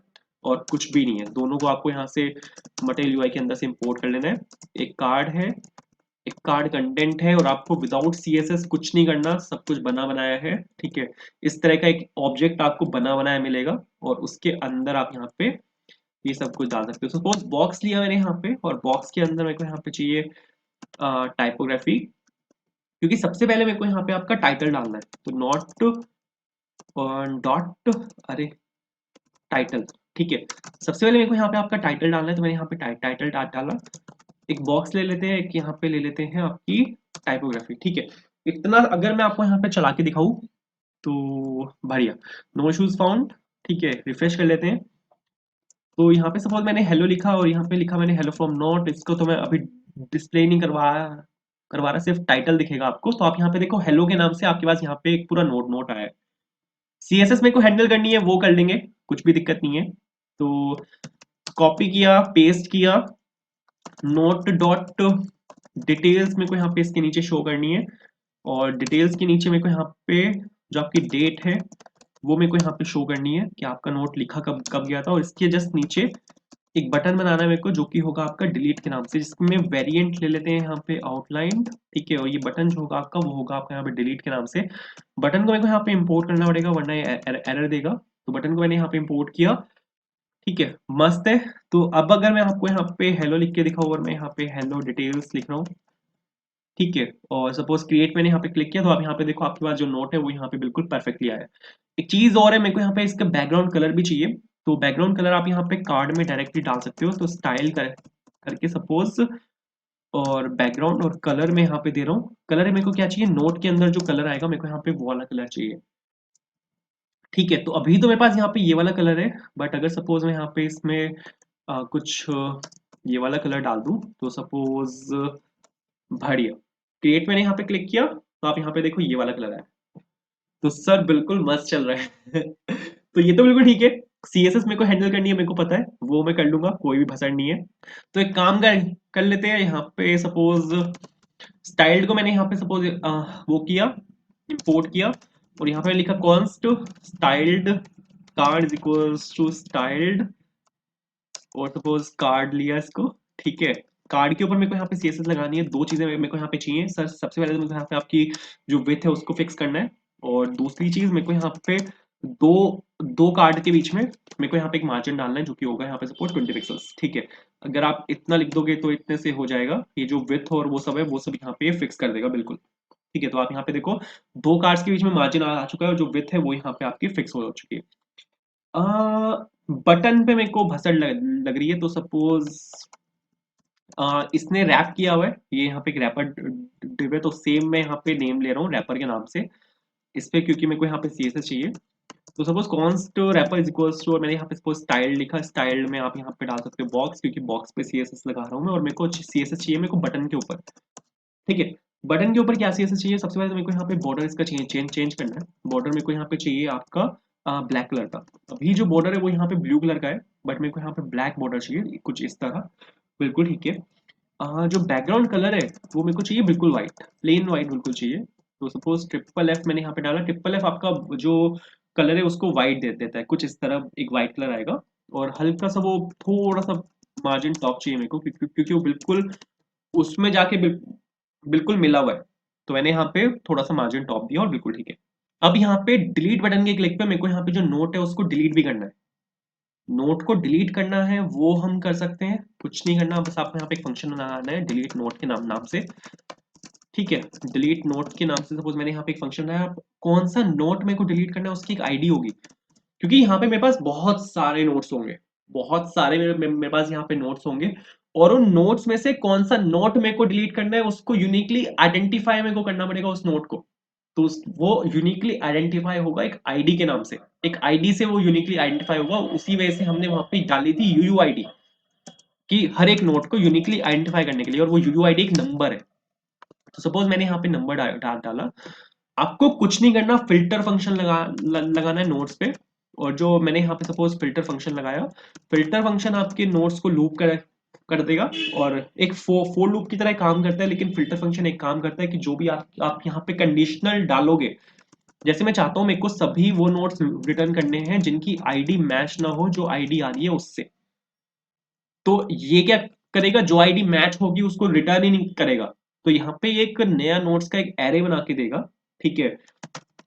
Const updated notes ये मेरे को यहाँ पे देगा, जिसमें जो नोट्स हैं वो होंगे ही नहीं। तो जो अपडेटेड नोट्स हैं उसको मैं यहाँ पे जो अपनी स्टेट है उसमें सेट कर सकता हूँ डेथ सेट। बस ये क्या करेगा, मेरे नोट्स को डिलीट कर देगा। अब ये जो फंक्शन है ये मेरा यहाँ पे कॉल होगा इसके अंदर से, जो नोट्स है इसके अंदर से ये मेरा यहाँ पे ये वाला जो फंक्शन है वो यहाँ पे कॉल होगा डिलीट नोट, ठीक है। इसका टाइप क्या है, क्योंकि मेरे को यहाँ पे चाहिए होगा, वरना वो रोएगा कि ब्रो आपने एक और ये पास कर दिया, आप मेंशन कर नहीं रहे हो। तो यहाँ पे डिलीट नोट लिख के मेरे को यहाँ पे कौन डिलीट नोट नहीं, सिंपल बस इतना लिखना है। तो इतना अगर आप यहाँ पे लिखोगे तो इतने से हो जाएगा, बट जो डिलीट नोट है उसका जो बटन है वो नोट के अंदर है। तो मेरे को यहाँ पे प्रॉप ड्यूलिंग करनी पड़ेगी हल्की सी। तो मैंने सपोज यहाँ पे डिलीट नोट पास किया, और ये जो सेम फंक्शन है ये मेरे को उधर भी डालना पड़ेगा, वरना वो भी रोएगा। तो ये इसका जो मेरा यहाँ पे इंटरफेस है वो ये रहा, और यहाँ पे मेरे को यहाँ पे ये डालना है। तो अगर आप इतना लिख दोगे तो इतने से मस्त चलेगा। ये क्या बोल रहा है, delete note is not defined, क्योंकि यहाँ पे डिलीट नोट मैंने यहाँ पे निकाला ही नहीं प्रॉक्स में से। बहुत सही। तो अगर आप यहाँ पे इतना लिखोगे तो इतने से हो जाएगा। अब मेरे को यहाँ पे क्या क्या क्या करना है, ये जो बटन है ना यहाँ पे, जो आपका यहाँ पे डिलीट बटन है, इसके क्लिक पे मेरे को यहाँ पे आपका जो वो वाला बटन है डिलीट नोट है उसको मेरे को यहाँ पे कॉल करना है। डिलीट नोट को मैंने यहाँ पे कॉल किया, और इसके अंदर मेरे को यहाँ पे आईडी पास करनी है जो आएगी आपकी नोट के अंदर से। तो ये जो आईडी है ये अपने पास आएगी, ठीक है। और इसके अंदर आप यहाँ पे अगर डिलीट नोट के अंदर ये पास कर दोगे तो बिल्कुल मस्त चलेगा। तो अगर अब मैं आपको यहाँ पे डिलीट करके दिखाऊँ तो हो जाएगा डिलीट। सबसे पहले मेरे को यहाँ पे प्रॉप्स में से ये निकालना पड़ेगा। मैंने यहाँ पे यूज किया है डिस्ट्रक्शन कॉन्सेप्ट ऑफ ऑब्जेक्ट्स का, क्योंकि वहाँ पे प्रॉप्स एक ऑब्जेक्ट है। तो जो जो जो प्रॉप्स आपको चाहिए वो आप यहाँ से निकाल सकते हो बिल्कुल मस्त तरीके से, ठीक है।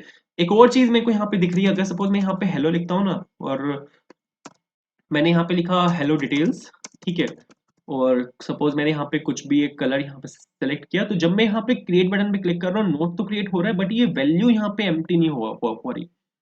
इसको देखेंगे नेक्स्ट। बट डिलीट अगर मैं यहाँ पे करता हूँ तो नोट मेरा यहाँ पे डिलीट हो रहा है, बिल्कुल मस्त चल रहा है। अब ये देखते हैं कि ये यहाँ पे डिलीट इसलिए नहीं हो रहा क्योंकि यहाँ पे ये कंट्रोल्ड कंपोनेंट नहीं है। आपको यहाँ पे कंट्रोल्ड कंपोनेंट बनाना पड़ेगा वैल्यू प्रॉप के साथ। तो सपोज नोट डॉट टाइटल में यहाँ पे डाल रहा हूँ, ठीक है।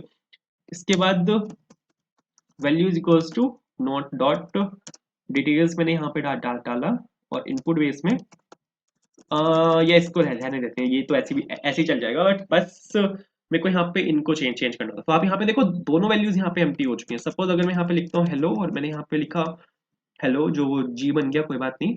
और सपोज कलर चेंज कर लेते हैं, ठीक है। क्रिएट पे क्लिक किया तो आप यहाँ पे देखो दोनों वैल्यूज यहाँ पे एम्प्टी हुई हैं। नोट हमारा बन के बिल्कुल तैयार हुआ है। डिलीट पे क्लिक करेंगे डिलीट हो जाएगा, बिल्कुल मस्त। तो ये तो बिल्कुल ठीक है। अब यहाँ पे अपना नेक्स्ट जो कॉन्सेप्ट है वो देखते हैं। नेक्स्ट जो कॉन्सेप्ट है वो ये है कि जो नोट्स है मेरे वो परसिस्ट करने चाहिए।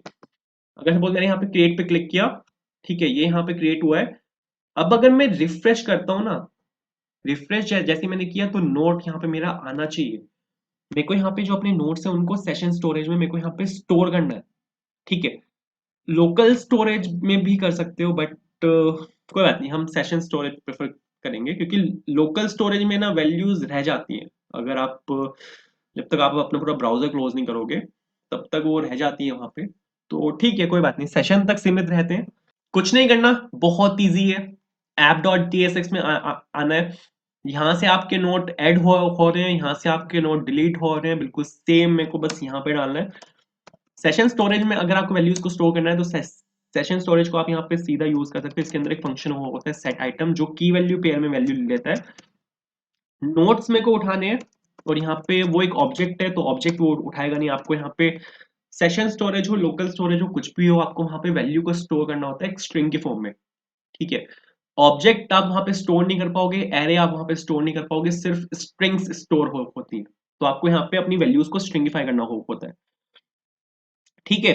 तो यहाँ पे सपोज मैंने वही किया, यहाँ पे मैंने वैल्यूज को स्ट्रिंगिफाई किया, और ये जो पूरा मेरा नोट्स ऑब्जेक्ट है जो मैं यहाँ पे स्टेट के अंदर पास कर रहा हूँ, इसको मैं यहाँ पे इसके अंदर डाल दूंगा। तो इससे क्या होगा, जो मेरे सेशन स्टोरेज है उसके अंदर मेरे जो वैल्यूज है वो यहाँ पे पास हो जाएंगे। अगर सपोज मैं किसी इसको डिलीट कर रहा हूँ, ठीक है, तो सबसे पहले तो सेशन स्टोरेज के अंदर से ही कहाँ से डिलीट करने हैं, नोट्स से मेरे को यहाँ पे डिलीट करना है, ठीक है। नोट्स से मेरे को यहाँ पे डिलीट करना है, और जो ये है, इसको हटा के जो अपडेटेड नोट्स हैं बस वो अगर यहाँ पे पास कर देंगे तो बिल्कुल मस्त चलेगा। ठीक है, कोई भी दिक्कत नहीं है। अब अब यहाँ पे मेरे को क्या काम करना है, अगर मेरे सेशन स्टोरेज में वैल्यू है, यहाँ पे मैंने क्या किया, सेशन स्टोरेज में वैल्यूज को स्टोर करवा दिया। बट उसका फायदा क्या है सेशन स्टोरेज में स्टोर करवाने का, अगर मैं उसको यूज ही नहीं कर रहा तो यहाँ पे मेरे को एक चेक लगाना पड़ेगा। चेक मेरा जहां यहाँ पे जाएगा यूज इफेक्ट के अंदर, जैसे ही मेरा यहाँ पे कंपोनेंट लोड होगा उसी टाइम पे मैं यहाँ पे चेक कर लूंगा कि मेरे सेशन स्टोरेज में वैल्यूज हैं या नहीं है। अगर मेरे सेशन स्टोरेज में वैल्यूज हैं, if session storage dot gate item, और मैं यहाँ पे पास कर रहा हूँ नोट्स, अगर मेरे सेशन स्टोरेज में नोट्स है तो ब्रो मेरे को नोट्स निकालने हैं और मेरे को यहाँ पे स्टेट में सीधा सेट कर देने हैं। बट मैंने उसको स्ट्रिंगिफाई किया हुआ है तो मेरे को उसको पार्स करना पड़ेगा, क्योंकि वो वहाँ पे एक एरे ऑफ ऑब्जेक्ट है, उसमें स्ट्रिंगिफाई नहीं चलेगा। मेरे को इसको यहाँ पे पार्स करना पड़ेगा, करके मेरे को यहाँ पे जो वैल्यूज हैं उनको यहाँ पे निकालना पड़ेगा। गेट आइटम करके आप यहाँ पे सीधा जो नोट्स हैं उनको निकाल सकते हो, और यहाँ पे आपको इसको लेना पड़ेगा एस स्ट्रिंग, बिकॉज अगर आप यहाँ पे एस स्ट्रिंग नहीं लोगे तो ये शायद रोएगा। रो रहा है क्या, देख लेते हैं। हाँ, ये रोएगा, मस्त है। ठीक है, क्योंकि यहाँ पे आप देखो आर्ग्यूमेंट ऑफ टाइप स्ट्रिंग और null is not assignable to the parameter of type string, क्योंकि यहाँ पे आप क्या क्या कर रहे हो, जेसन डॉट पार्स कर रहे हो। जेसन डॉट पार्स नल को पार्स नहीं करता, तो आपको इसको बताना पड़ेगा कि ब्रो यहाँ पे एक स्ट्रिंग है। ठीक है, और आप यहाँ पे बिल्कुल बेहिचक जो अपना ऑपरेशन है वो यहाँ पे आप परफॉर्म कर सकते हो। ठीक है, तो यहाँ पे आपको इसको एज स्ट्रिंग लिखना पड़ेगा। तो या इतने से हो जाएगा। यहाँ पर आपको एक डिपेंडेंसी पास करनी पड़ेगी जो कि होगी यहाँ पे एम्प्टी एरे। यूज इफेक्ट को उसने इंपोर्ट कर दिया, क्या, हाँ यूज इफेक्ट को उसने इंपोर्ट कर दिया ऊपर। तो चला के देखते हैं, मस्त। तो सपोज रिफ्रेश करते हैं, रिफ्रेश किया सपोज मैंने यहाँ पे इसको, और यहाँ पे मैंने पास किया हेलो और हेलो फ्रॉम नोट। ठीक है, और यहाँ पे सपोज ये पास किया, क्रिएट पे आए, नोट मेरा यहाँ पे क्रिएट हो चुका है। रिफ्रेश किया, नोट परसिस्ट कर रहा है। इस चीज की बात कर रहा था, देखो यहाँ पे लगातार मैं यहाँ पे रिफ्रेश कर रहा हूँ और मेरा नोट यहाँ पे एज इट इज है। डिलीट करेंगे, डिलीट हो जाएगा। अब एक चीज मेरे को यहाँ पे और दिखी है जो छूट गई थी यहाँ पे जो टेक्स्ट लिमिट है और जो टाइटल लिमिट है, ये जो टाइटल लिमिट है और जो डिटेल्स लिमिट है, इसको मेरे को यहाँ पे हैंडल करना है। वो अभी वहां पे हार्ड कोड हुआ हुआ है। तो एक कांस्टेंट फाइल है, इसके अंदर यहाँ पे दोनों फील्ड्स हैं, इसको मैनेज कर लेते हैं। सपोज दो दो मैं ले रहा हूँ यहाँ पे constant variables, title limit suppose 30 और एक्सपोर्ट कॉन्स्ट डिटेल्स और लिमिट ये मैं ले रहा हूँ आपकी 50। ठीक है, चलते हैं क्रिएट नोट के अंदर, और यहाँ पे मेरे को दोनों को इंपोर्ट करना पड़ेगा। तो यहाँ पे मस्त, तो यहाँ पे सपोज इंपोर्ट किया मैंने, ये आ जाएगा आपका यहाँ पे टाइटल लिमिट, और दूसरा ये आ जाएगा यहाँ पे आपका डिटेल्स लिमिट। ठीक है, अब यहाँ पे मैंने क्या किया हुआ है, वैल्यूज को हार्ड कोड किया हुआ है। ये अच्छा तरीका नहीं होता। यहाँ पे आप क्या कर रहे हो, यहाँ पे मैंने 30 और 50 एज इट इज लिख दिया। ये एक करेक्ट वे नहीं है। अगर आपके पास कोई कांस्टेंट है तो हमेशा उसको रखो एक कांस्टेंट फाइल के अंदर। ठीक है, तो यहाँ पे सपोज मैंने ये लिखा और यहाँ पे ये लिखा और यहाँ पे मैंने लिखा सपोज टाइटल लिमिट। ठीक है, और यहाँ पे ये लिखा और यहाँ पे मैंने लिखा सपोज डिटेल्स लिमिट। ठीक है, इसके बाद अब यहाँ पे मेरे को ये दिखाना है कि ब्रो कितनी वैल्यूज हो चुकी हैं, मतलब कितनी वैल्यूज यहाँ पे आ चुकी हैं ऑलरेडी। तो नोट डॉट टाइटल की अगर आप यहाँ पे लेंथ चेक कर लोगे, क्योंकि एक स्ट्रिंग है, स्ट्रिंग की लेंथ अगर मैं यहाँ पे चेक कर लूंगा तो वो मेरे को बता देगा कितनी वैल्यूज आप यहाँ पे एंटर कर चुके हो। तो सेम मेरे को यहाँ पे करना है डिटेल्स के साथ, तो डिटेल्स डॉट लेंथ, और बिल्कुल मस्त है। तो अगर आप इतना लिख दोगे तो इतने से हो जाएगा। ठीक है, तो चला के अगर मैं आपको यहाँ पे दिखाऊं तो आप यहाँ पे देखो 0 0 लिखा हुआ है। अगर मैं यहाँ पे सपोज हेलो लिखता हूँ तो जैसे जैसे मैं लिखता जा रहा हूँ ये जो वैल्यूज हैं बढ़ती जा रही है। बट ये इसको रिस्ट्रिक्ट नहीं करेंगे 30 के अंदर। आप अगर मैं यहाँ पे चला के दिखाऊं इसको तो ये 30 को क्रॉस कर जाएगा। तो ये 30 को क्रॉस नहीं करना चाहिए, इसके लिए हमारे पास यहाँ पर एक चीज होती है जो कि होता है इनपुट प्रॉप्स। तो कईयों में मैक्स लेंथ भी चलता है। ठीक है, मैक्स लेंथ होता है, मैक्स होता है प्रॉप, बट इनपुट बेस में आपको इनपुट टू प्रॉप्स यहाँ पे डालना होता है।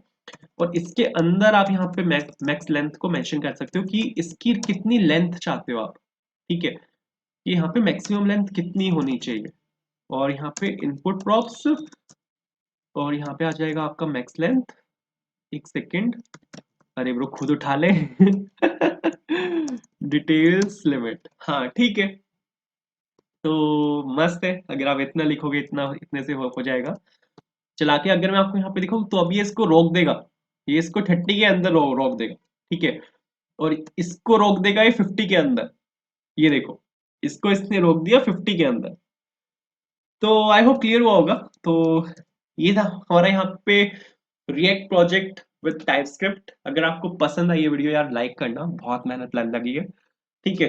अगर कहीं पे फंसे हो, मतलब मैं हर वीडियो में बोलता हूँ, अगर कहीं पे आप फंसते हो तो कमेंट जरूर करना, कमेंट में पूरी कोशिश करूंगा कि आपकी हेल्प करूं। एंड चैनल को अगर अब तक सब्सक्राइब नहीं किया तो प्लीज कर देना। बाकी वीडियोस आप चेकआउट कर सकते हो, सबका लिंक डिस्क्रिप्शन में है। And thank you so much for watching, bye.